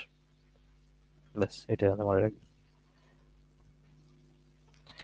দুবাইয়ে অনুষ্ঠিত জাতিসংঘ জলবায়ু বিষয়ক সম্মেলনে মূল ফোকাস কি ছিল? COP28। এটা তখনকার সাম্প্রতিক ছিল। COP28 নিয়ে আমরা আন্তর্জাতিক বিষয়গুলোর মধ্যে আমরা পড়লাম এর আগের ক্লাসটাতে। তো ওখানে যেহেতু আপনারা পড়ে ফেলেছেন, আর এখানে কি বলা আছে এটা বুঝতেই পারছেন। জীব বৈচিত্র্য, ওজোন স্তর, মরীকরণ, এগুলোর জন্য আলাদা বিষয় আছে। এখানে ডেফিনেটলি জীবাশ্ম জ্বালানি ব্যবহার পর্যায়ক্রমে হ্রাস করণ। এটা COP28 হয়েছিল কোথায়? আবুধাবিতে, সংযুক্ত আরব আমিরাতে। 29টা হইলো আজারবাইজানে, আর 30তমটা হবে কোথায়? ব্রাজিলে। ব্রাজিলে। এই বিষয়গুলো কিন্তু আমরা গত ক্লাসে আলোচনা করেছি আন্তর্জাতিক বিষয়গুলোর মধ্যে। এটা আর লিখলাম না এই জন্য। যেন আসলে নিরক্ষীয় তল থেকে উত্তর মেরুর কৌণিক দূরত্ব বা উৎপন্ন কোণ কত? কিছুক্ষণ আগে যে ম্যাপটা আঁকিয়েছিলাম ওটাই মনে করেন, এটা পৃথিবী, গোল গোল গোল গোলাকার। তাহলে এটা উত্তর, সরি, এই যে পূর্ব পশ্চিমের রো আঁকাইলাম, আর হচ্ছে উত্তর দক্ষিণের রো আঁকাইলাম। এটা উত্তর, এটা দক্ষিণ, এটা পূর্ব, এটা পশ্চিম। তাহলে এই যে পূর্ব পশ্চিম দিক থেকে যে ভেদ করে টোটালটা, এটা তো রাউন্ড হবে তাই না? পৃথিবী তো রাউন্ড, তাহলে এটা তো রাউন্ড করে গেছে এইভাবে। তাহলে অর্থাৎ রাউন্ড হিসেবে আমি চিন্তা করলাম না, তাহলে এটা আমরা স্ট্রেট লাইন এখন চিন্তা করি। তাহলে পূর্ব পশ্চিমে গেছে, এটাই তো নিরক্ষরেখা বা নিরক্ষীয় তল। নিরক্ষরেখা, এখানে তল যদি কল্পনা করি তাহলে নিরক্ষীয় তল। এর উত্তর মেরুর কৌণিক দূরত্ব কত? এটা তো উত্তর মেরু, তাহলে উত্তর মেরু থেকে এদিকে টানেন। আরে নিরক্ষীয় তল, এখানে কয় ডিগ্রি কোণ উৎপন্ন হইলো? 90 ডিগ্রি কোণ উৎপন্ন হয়েছে। তো ডেফিনেটলি এটা 90 ডিগ্রি কোণ, সমকোণ। বাস এটা এটা আঁকাইলে কিন্তু আপনারা কনফিউশন দূর হবে। এটা মুখস্থ করার দরকার নাই। নিরক্ষীয় তল থেকে উত্তরণের কোণের দৈর্ঘ্য 90, নিরক্ষীয় তল থেকে উত্তরণের কোণের দূরত্ব 90, এভাবে পড়ার দরকার নেই। মেইন ক্লাসে আপনাদের যেভাবে পড়িয়েছিলাম এটা, আর এখানে তো আমি তো জিনিসটা দেখাই দিলাম, এইভাবে পড়লেই হবে। জাপানি শব্দ সুনামি এর অর্থ কি? পোতাশ্রয়ের ঢেউ। এটা ডিরেক্ট প্রশ্ন, প্রিভিয়াস সাল থেকে ডিরেক্ট কপি পেস্ট। এটা ব্যাখ্যা দিলাম না। বৈশ্বিক উষ্ণায়নের জন্য ঝুঁকিপূর্ণ নয় কোনটা? এটা বহুবার পড়া হয়েছে। গ্লোবাল ওয়ার্মিং এর জন্য কি কি? মরুকরণ, বন্যা, সমুদ্রপৃষ্ঠের উচ্চতা বৃদ্ধি, সবকিছু। ভূমিকম্পের সাথে এর কোনো সম্পর্ক নাই। ভূমিকম্পটা হচ্ছে another type of the natural calamity, এর সাথে কোনো সম্পর্ক নেই। বন্যা নিয়ন্ত্রণে সাধারণ ব্যবস্থাপনার অন্তর্ভুক্ত নয় কোনটি? বন্যা নিয়ন্ত্রণ, এটা দেখতে হবে যে নদী খননের মাধ্যমে পানির পরিবহন সক্ষমতা বৃদ্ধি করা, সাধারণ ব্যবস্থাপনা কিন্তু জেনারেল। আর একটা হলো স্পেশাল। একটা হচ্ছে জেনারেল আর একটা হলো স্পেশাল। স্পেশালে ডেফিনেটলি আপনার খরচ বেশি। হুম। নদী খননের মাধ্যমে পানির সক্ষমতা বৃদ্ধি করা, এটা স্পেশাল কেস, খরচ বেশি হবে। হুম, কঠিন কাজ। নদী শাসন ব্যবস্থা সুনিশ্চিত করা, এটা জাস্ট আইন প্রয়োগের মাধ্যমেই হয়, মানে ওর খরচের সম্পর্ক না। নদীর দুই তীরে বনাঞ্চল সৃষ্টি করা, এটা খুব বেশি খরচ না ওইটার মতো। বন্যার পূর্বাভাস সাথে কোনো ব্যবস্থার উন্নয়ন সাধন করা, এটা ওইটার মতো না। তাহলে এগুলো জেনারেল ব্যবস্থাপনার মধ্যে পড়ে, হ্যাঁ, বন্যা নিয়ন্ত্রণে। আর এটা হচ্ছে স্পেশাল ব্যবস্থাপনা পড়ে, স্পেশাল ম্যানেজমেন্টের মধ্যে পড়ে। নিচের কোনটি কৃষি আবহাওয়াজনিত আপদ? কৃষি আবহাওয়াজনিত আপদ মানে আমাদের শস্য ফলাইতে গিয়ে যে হ্যাজার্ড সম্মুখীন হই আমরা, শস্য ফলাতে গিয়ে, কৃষি আবহাওয়াজনিত। তা- মানে আমাদের কৃষি উৎপাদনের ক্ষেত্রে কোনগুলো হ্যাজার্ড আমাদের ফেস করতে হয়? যেমন খরা হলে পানি পাই না, ফসল উৎপাদন হয় না। বন্যা হলে এত পানি, ফসল উৎপাদন, ফসল নাই, শেষ, ভ্যানিশ। ঘূর্ণিঝড় হইলেও কিন্তু টাইপ, সাম টাইপ সেরকমই। তাহলে এখানে আমরা বুঝতে পারছি কৃষি আবাদজনিত আপদ হলো এখানে খরা। ভূমিধস আলাদা হিসাব, ভূমিধসটা একটু যায় আলাদা। পাহাড়ি অঞ্চলে ভূমিধস হইলে দেখা যাচ্ছে ফসলের ক্ষতি টতি হয়, সেটা তো আলাদা জিনিস, কিন্তু এটা ইন জেনারেলিস্ট না, জেনারেলাইজ কোনো বিষয় না। ভূমিকম্প তো আলাদা হিসাব, এটা কৃষির সাথে সরাসরি সম্পর্কিত না। তো মূলত এই তিনটা জিনিস আপনি মনে রাখলেই চলছে। এর বাইরে আরো কিছু আছে, হিট ওয়েভ হলে হইতে পারে, তারপরে আর্দ্রতা বেড়ে গেলে হইতে পারে, এটা দরকার নেই এগুলো। মোটামুটি এই তিনটা অপশন দিয়ে আপনার অ্যান্সার গুলো করতে পারবেন। তার মাধ্যমে ভূগোল, এটা ভূগোলের 10টা কমপ্লিট হয়ে গেল। তাহলে 10 আর ওইদিকে 15, 15, 30, 40টা প্রশ্ন আসলে শেষ করেছি। আগে তো দুইটা ক্লাসেই 200 প্রশ্ন শেষ করতাম। আমরা দেখলাম যে এর আগে 3টা ক্লাস নিয়েছি, এটা 4 নম্বর ক্লাস, আর একটা ক্লাস আমি নিব। এখন মানে ক্লাসগুলো লম্বা করছি না। আগে তো একটা ক্লাসই 2.5 ঘন্টা পার হয়ে যেত, এখন 1-1.5 ঘন্টার বেশি ক্লাস নিতে এখানে ইচ্ছেও করে না। আর যেহেতু সময় আছে, চাপ নেই, তো এটা আসলে প্রেশার দিয়ে পড়ার দরকার নেই। এটুকুই থাকুক। পরের অংশে আমরা, পরের ক্লাসে আমরা গাণিতিক যুক্তি, মানসিক দক্ষতা এবং নৈতিকতা, মূল্যবোধ ও সুশাসন, এই 3টা সাবজেক্টের মাধ্যমে আমাদের 46তম বিসিএস প্রিলি প্রশ্ন যেটা সলভ, সেটা সম্পূর্ণ হয়ে যাবে।